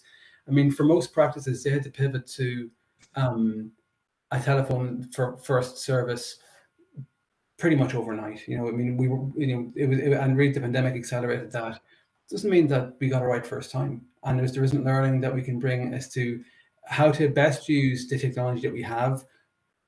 What's the best way of, you know, understanding the demand from your patients in your practice and how you set yourselves up, and learning from practices of a similar size or a similar patient mix, to try and just optimize how things work while we're waiting for, you know, the improvements that a new system might bring, or while we're waiting for the MBTs to be rolled out further, or waiting for the kind of additional investment in training places that can come to fruition and be available for the workforce here. So that was just kind of a few kind of flyby comments, really. I suppose I'm kind of happy to surrender the mic to other people now.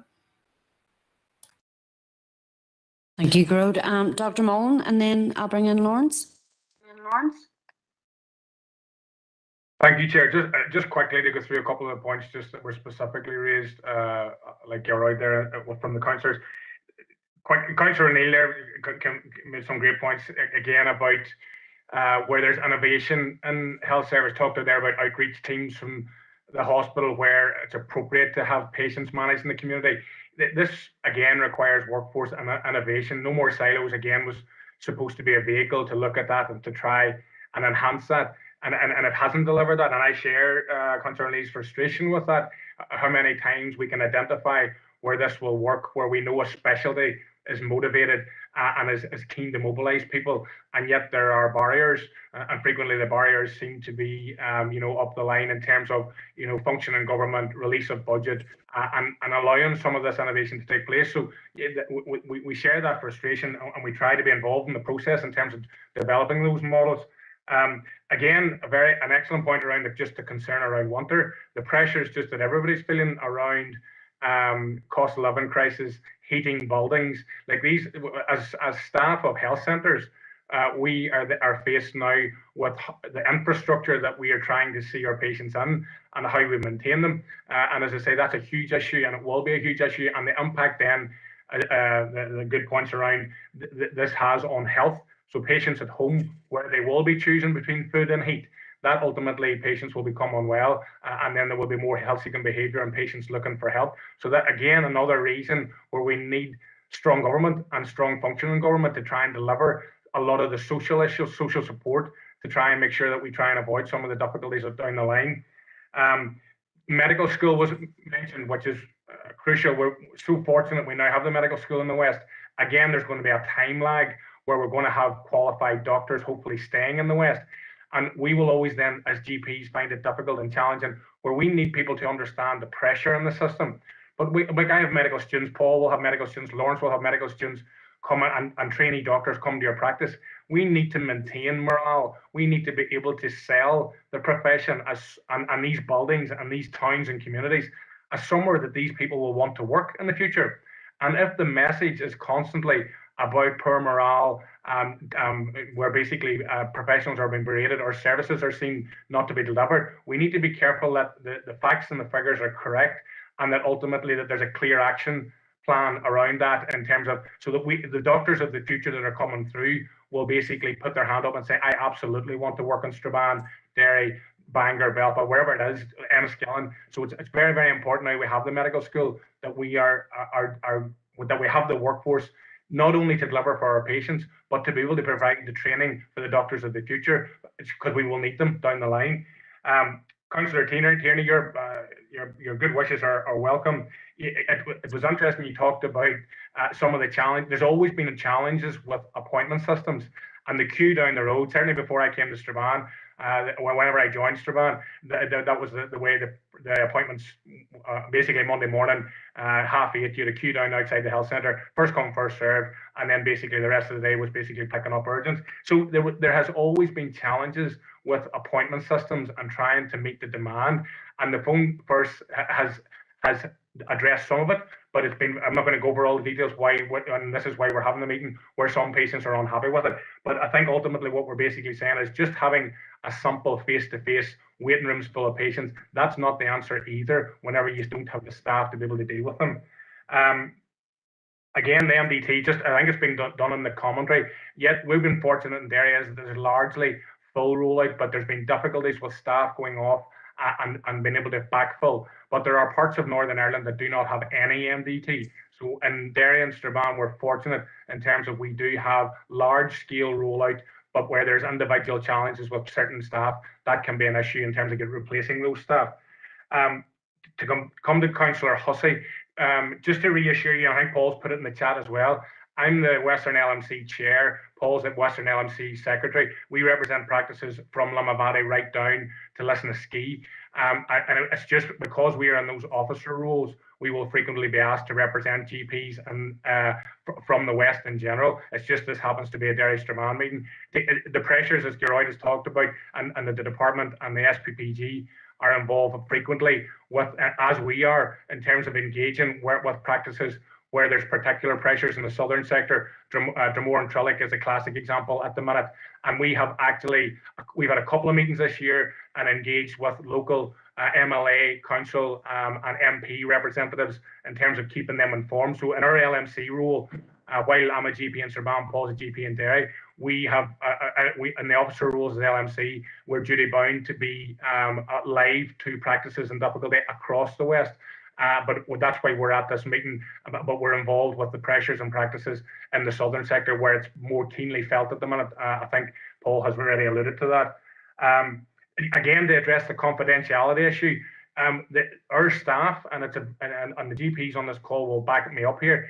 They are bound by the duty of confidentiality exactly the way we are. There is no differentiation. So there's no, and I think again, it's important the messaging goes out of this meeting. We are not asking patients to diagnose themselves, or we're not asking receptionists or healthcare assistants to diagnose.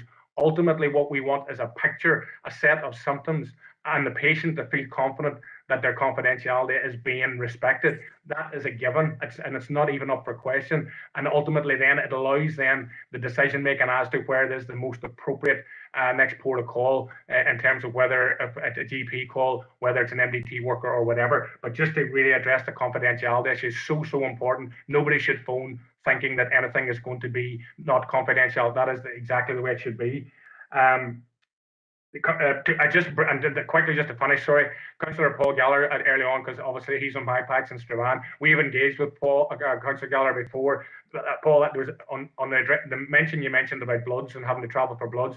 We did have a meeting with local representatives again around that. So just to reassure everybody on this call, we will make ourselves available for any queries. We're happy to discuss if things are happening on your doorstep, and we've reassured local representatives around this.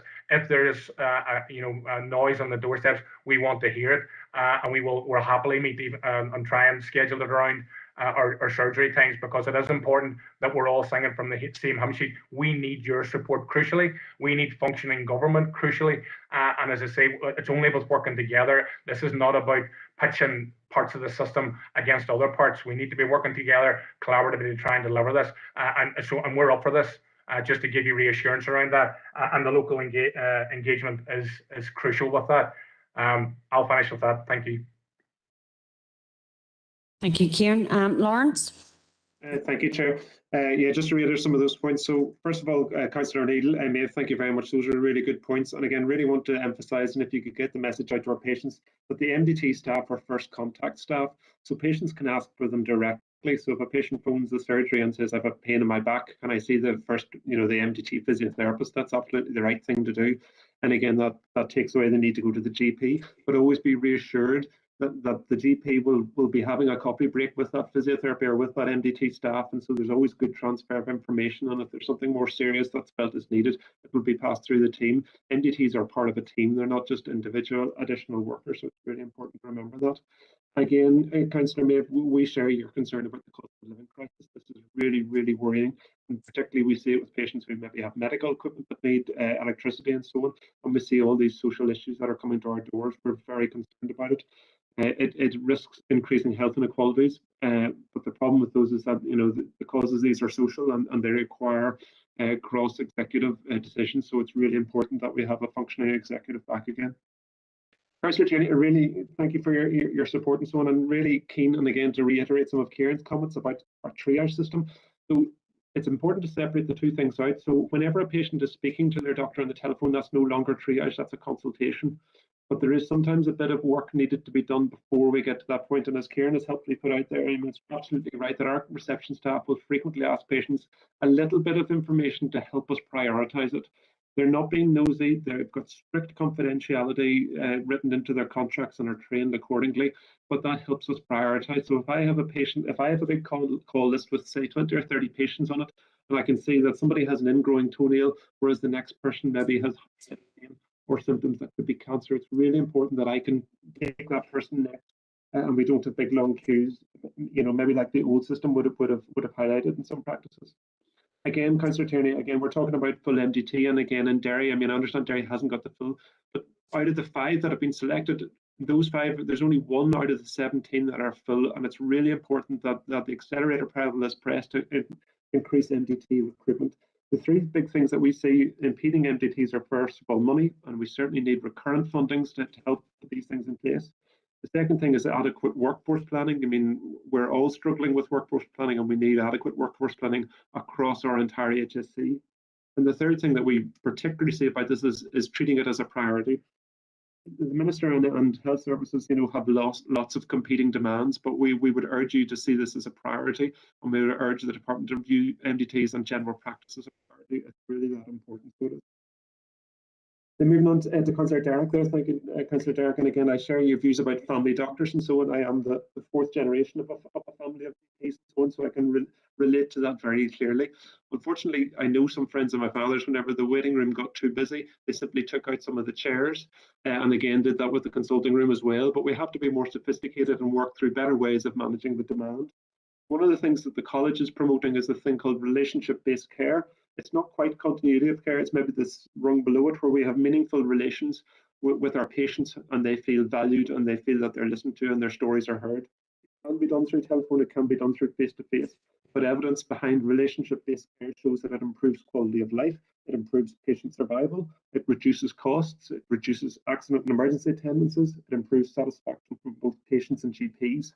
And we think it's really important that we all think about this, because what we risk if we chase after access is turning our service into a transitional one, where patients will phone up just to get a transaction from a healthcare member. There's so much more quality than just the number of patients we see, and we view this as really, really important so that we don't get just. Again, I agree strongly with you, Councillor Derrick. I think we are talking to the wrong people, and it really does need to go up the line. We have, more investment in our service. And again, like I say, it is prioritised. But thank you again all for your time. Oh, just on one more thing again, just about Kieran's about teaching as well. Teaching is hugely important, and I'm really grateful to Kieran and all colleagues who take time to teach both medical students and then train the new, especially GPs. Training medical students is a core role in general practice. The NHS England has recommended that the new doctors really need to have generalist training, and we see the best place to do that is in the community, where they get just good generalist training. But what Kieran is doing there is we are training the future doctors of tomorrow. We're not just training the future GPs of tomorrow. These are the future, surgeons. They're going to be the future cardiologists as well. But it's vital that we have investment to enable us to do that, not only for our time, but also for our premises. And quite a lot of our surgeries are just simply too small to take these medical students. It's vital that our role in this is acknowledged and prioritized.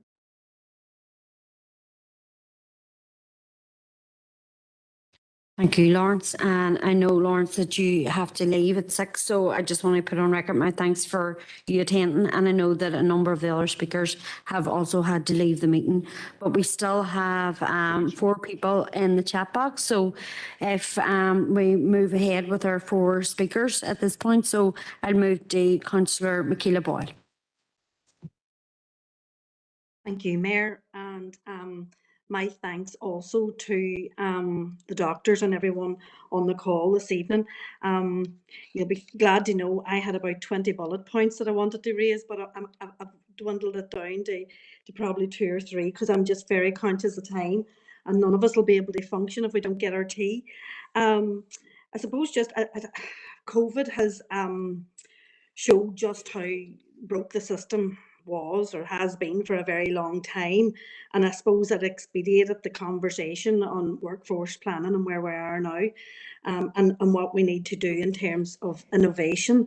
I know Paul's off the call, but I just wanted to kind of make a comment around some of the remarks that he made in terms of, it is, yes, whilst it's very, very important, it's vital for healthcare to have our politicians at work and to have them around the table and administering a budget.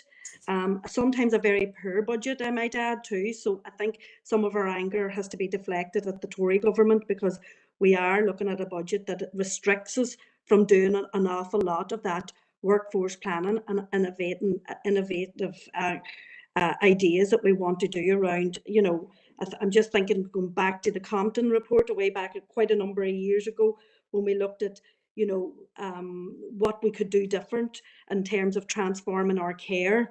That review set out a number of principles and changes and reasons for change, and that, I suppose, in terms of our hospitals, but it also addressed the need in communities and within our GP practices also. So I suppose just in terms of, whilst we do need a functioning government, we also need effective governance at the top of our health system as well, to empower that change and make that change happening. We've seen before, we did, regional government did put money into the system, but we were throwing money at a system that wasn't fit for purpose, and that's just being honest. We realised the changes that needed to happen. It is better when health professionals are working together to deliver the services. There's also that significant shift from care in hospitals to care in the community. And it would be remiss of me not to talk about the step-down care packages, and that's the reason why your GP surgeries as well. You have people that are coming back to use as GPs that aren't getting the care in the community. I welcome the fact that people now can access a social worker through the GP, practices, which is very helpful. And I do know in my own Strabane area that helps, and it's helped put a lot of people's mind at ease because they can go to their social worker within a practice. I think, you know, in the past there's been no incentive for GPs to train and retain and stay here, and we've seen the cost of locums in our own trust down through the years, and the cost of the public in that regard. I suppose Councillor Paul Gallagher has addressed all the issues that we as elected reps in Strabane area are getting day and daily from our constituents. Thankfully, a lot of that has now ceased, and we do, and we're not getting as many issues as we were coming out of COVID. But there is one question just I want to ask one of the GPs, and that's in regards to a patient being struck off. Sorry, apologies. That's in regards to a patient being struck off. What in a GP practice, because this is something that has been asked of me by a constituent, what recourse or what action can they take in regards to appealing that, and who do they appeal to if the GP practice is not willing to speak to the individual? So again, I'm conscious of time. Thank you very much for the work that you are doing in your practices and for the communities, and wish you well in the future, and keep up the good work. Thank you.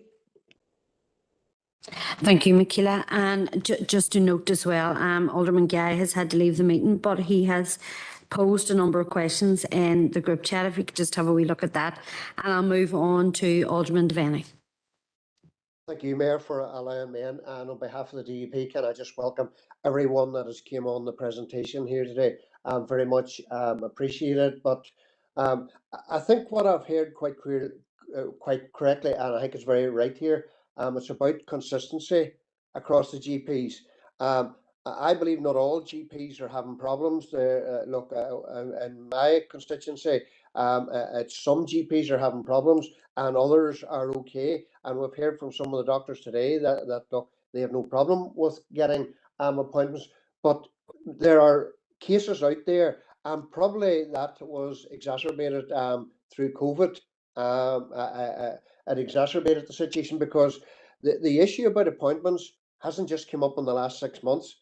This has been here now for the last 5-10 years and around appointments and getting that. Now, I do hear condemnation and around the phone system, people waiting for hours and hours on a phone line, and only to get a message. Some of them send a message back, the line is now closed because all appointments are taken up, and they try the next day.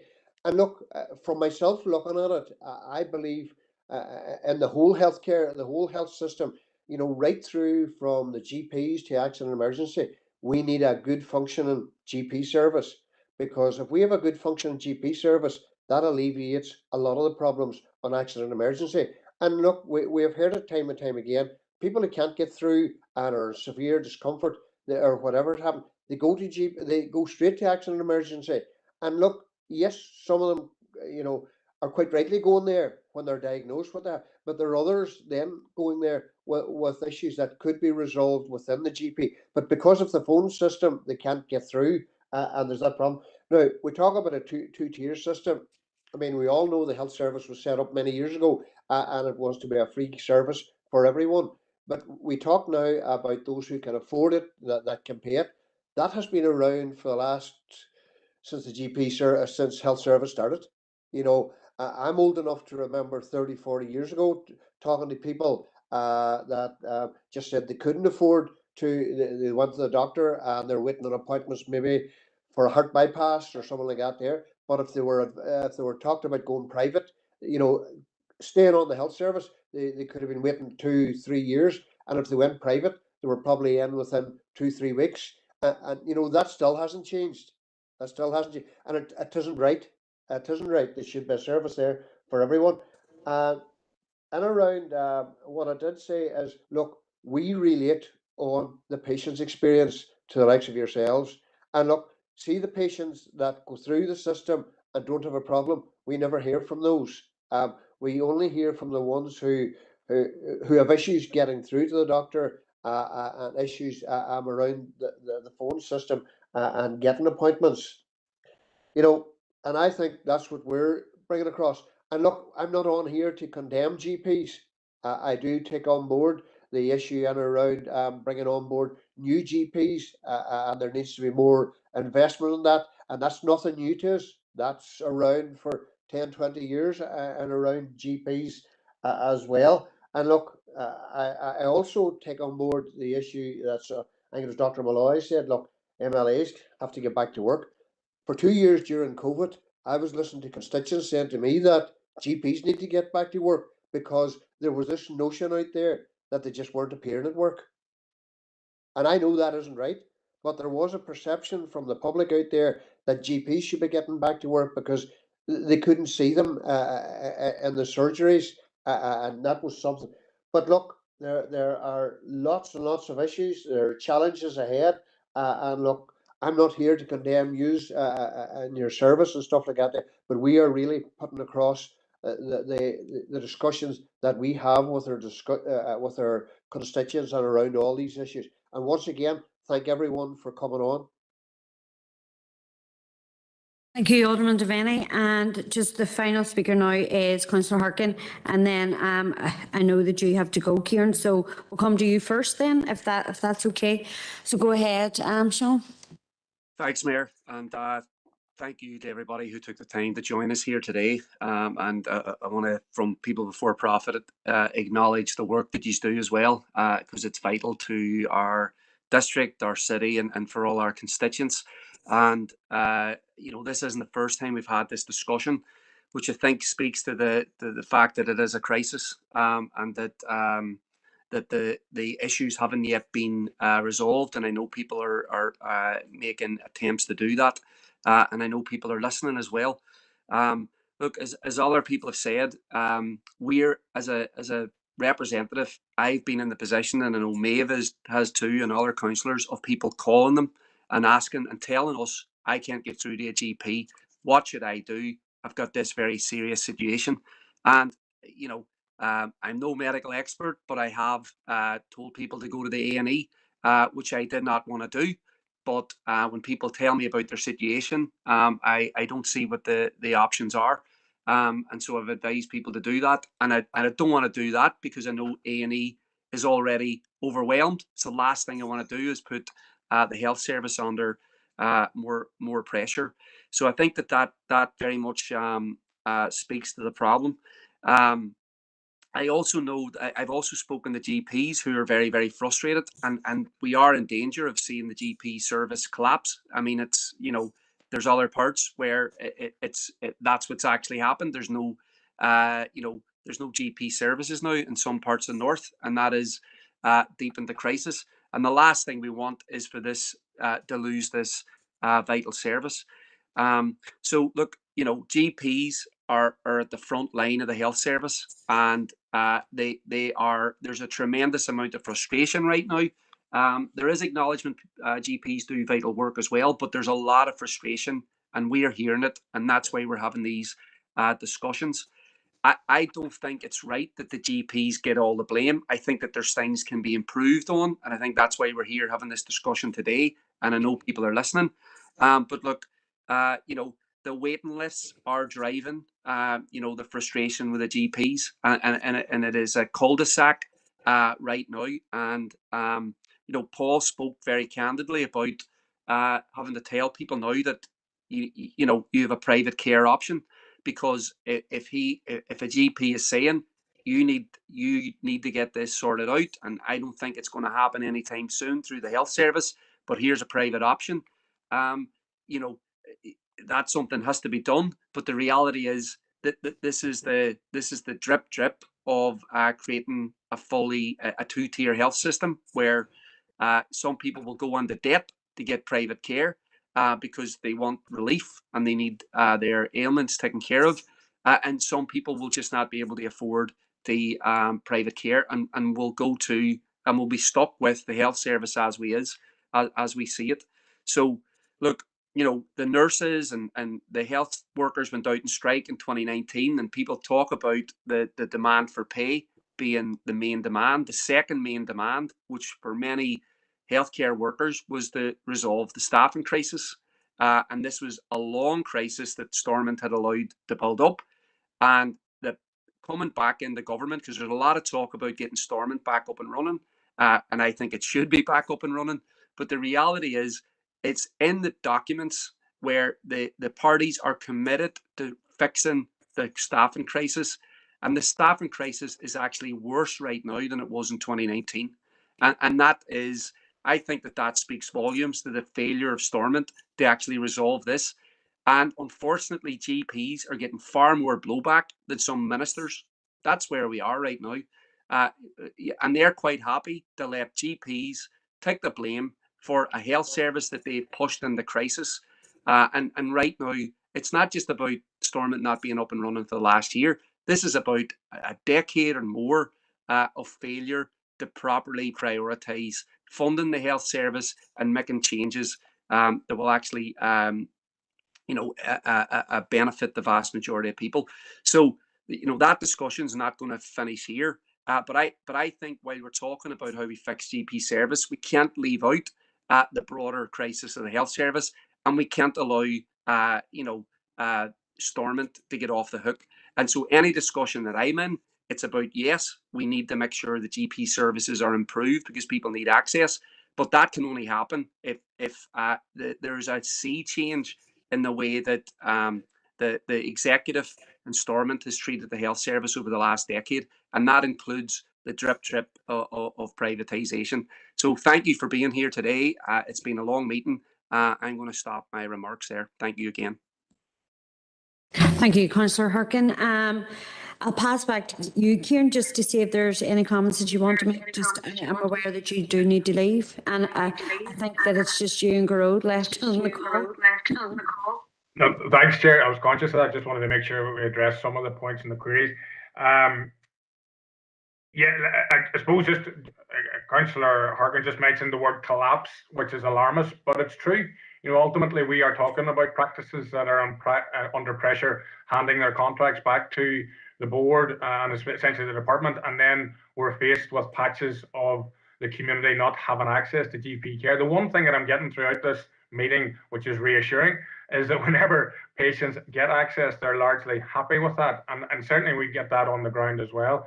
But there's no doubt about it. And again, this is about capacity, and ultimately it is about where the demand outstrips the capacity. That's when you're going to get the message that all the appointments are gone today. Because what does a practice do when they have used up all their practitioner time in a day? They basically will have to stop routine access, but most practices will still avail of urgent access. But I get that that's still a very, very difficult thing to provide if you're maybe down staff or you have a crisis in a day with staffing. So again, the message loud and clear is when the access is available, it's good when they get it, but getting through and the access through phones, there's challenges, and ultimately we need to work to try and address that. The thing, again, to come back to the ED issue, it's important again with the emergency department. The figures are not, the vast majority of patients at the minute who feel they need GP care, the figures are bearing out that they are getting GP or primary care. If I talk to colleagues in the emergency department, where they become under pressure is where sick patients are sitting in the emergency department that need a hospital bed and they can't get into a hospital bed. That then backs up where basically you have corridors that become wards, and you have patients in ED that can't be processed and moved on from whenever they're that unwell. That is the huge and the ongoing issue with the emergency department. So emergency departments are not full of GP patients, they're full of sick patients that need hospital admission and are not being turned around and processed the way they can be. And that again is the issue with the system in terms of where there's capacity for beds and where there's capacity to move patients who are medically fit to go out of the hospital, and whether they need the social care, whether it be home health and things, and healthcare assistance, and where those packages are not available. So there's issues again around inpatient capacity, moving patients out who are medically fit, who need social care, and then ultimately the staffing and primary care whenever we're accessing the emergency department. Councillor Boyle was talking again about and it came in the chat box as well about what can be done now going into the winter. There is no short-term fix. Geroid has outlined what usually happens and still happens is where there will be funding set aside for primary care to allow them to create more capacity in their surgeries. But as Paul said at the outset of this, where you're talking about creating extra sessions and more GP time or healthcare professional time, we need those. So at the minute, if I need a GP locum because I go off sick, I won't get one. If I need a GP locum to try and fill and use some of that resource that Geroid will make available to my practice in the winter pressure, I won't get a GP locum.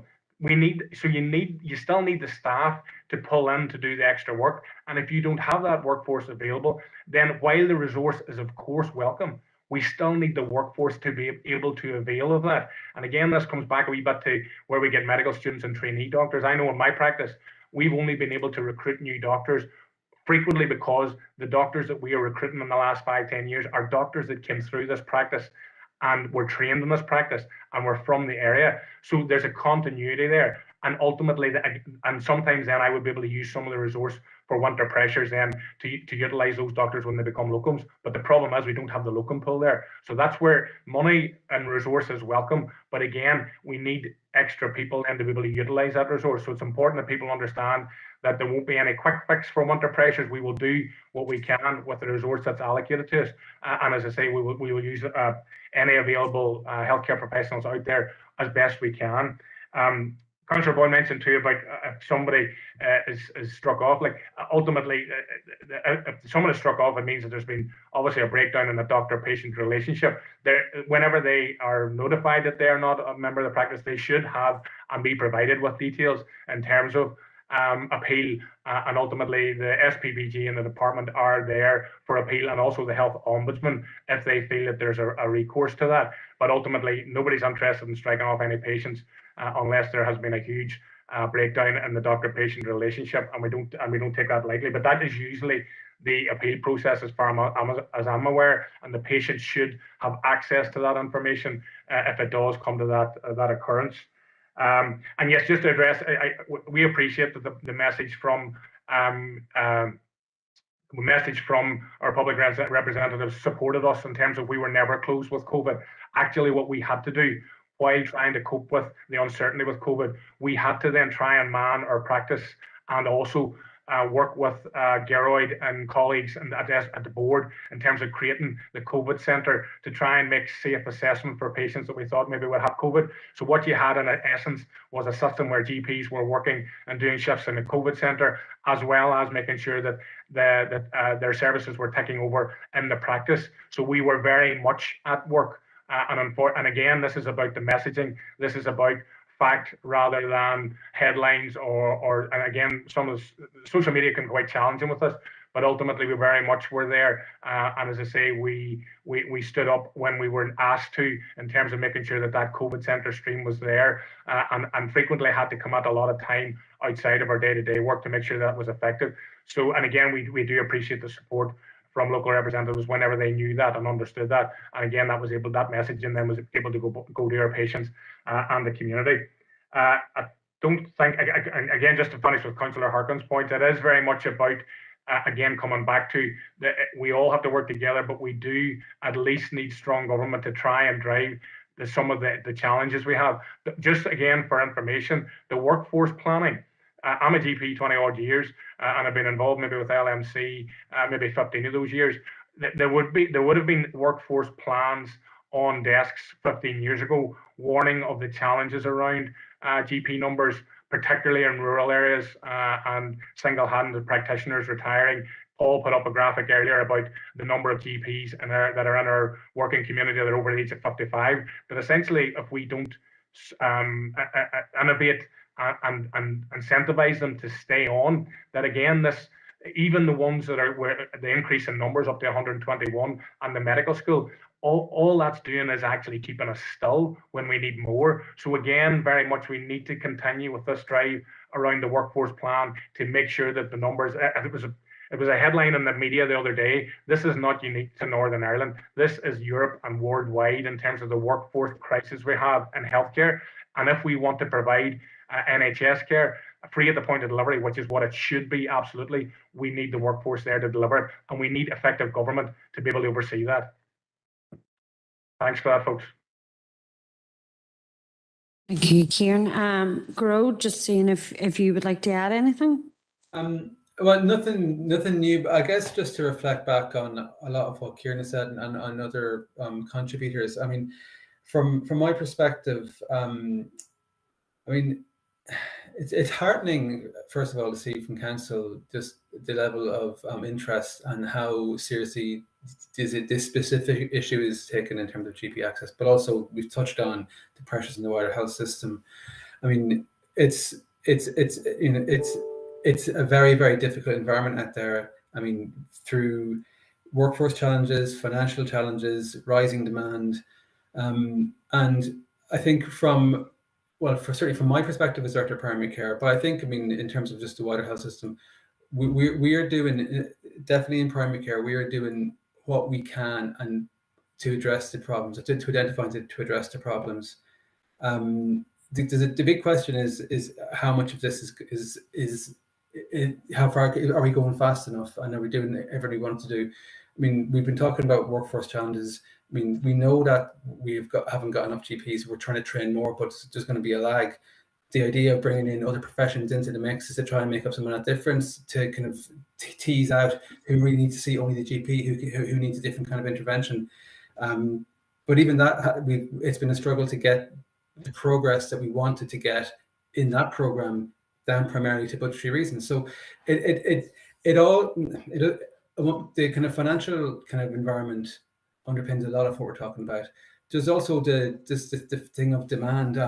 Both, you know, we have an aging population who will need more care, but also and some of what we're trying to get behind in the work that we're doing with patients is to understand the expectation levels, and, you know, where we can help people just with our messaging better to go, you know, when is the right time to call a doctor, or when might the pharmacy be the better place to go to, or what other services might be available to them, that so they can get looked at and get what they need, so that we can kind of again keep the capacity for those who really need the doctor, you know, as best as we can.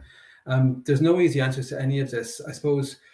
I mean, with the civil service head on me, it'd be remiss not to point out that whilst there is rightly calls for more investment, the health budget already consumes a very, very significant chunk of the overall budget, and any further investment in health will come at the expense elsewhere. So that's where the difficult decisions come in for the executive. I mean, it's far above my pay grade. But when we're talking about things like health outcomes are so interconnected, so, you know, investment in health certainly will help with the health services, but if it comes to the expense of employment opportunities or home insulation and heating, that also has a detrimental effect on health outcomes. So you need the executive to really have that 360-degree view, but also to have that 360-degree prioritization of where resources are going to go. And the answer isn't always going to be. There's going to be difficult choices along the way to doing that, but I think we would all agree that we would better be taking those difficult choices out in the open, examining the evidence and doing it in the right forum, than being left in place where we're trying to do it piecemeal bit and with a lack of certainty about the future.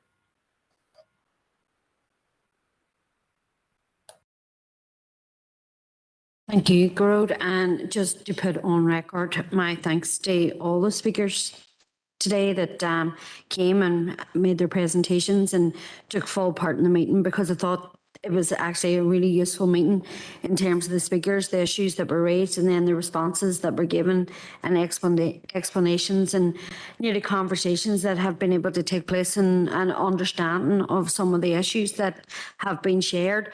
I suppose I'll take the opportunity as mayor to put on record my thanks to everyone who is working within the health service, particularly during the very difficult times over COVID.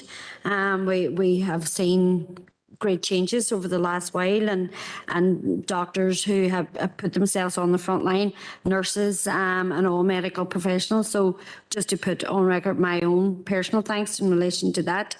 I suppose one of the themes coming through the meeting was around frustration, and just the frustration around access to services and people feeling that they couldn't get access when they really needed it. But I think that probably one of the other themes coming through is communication.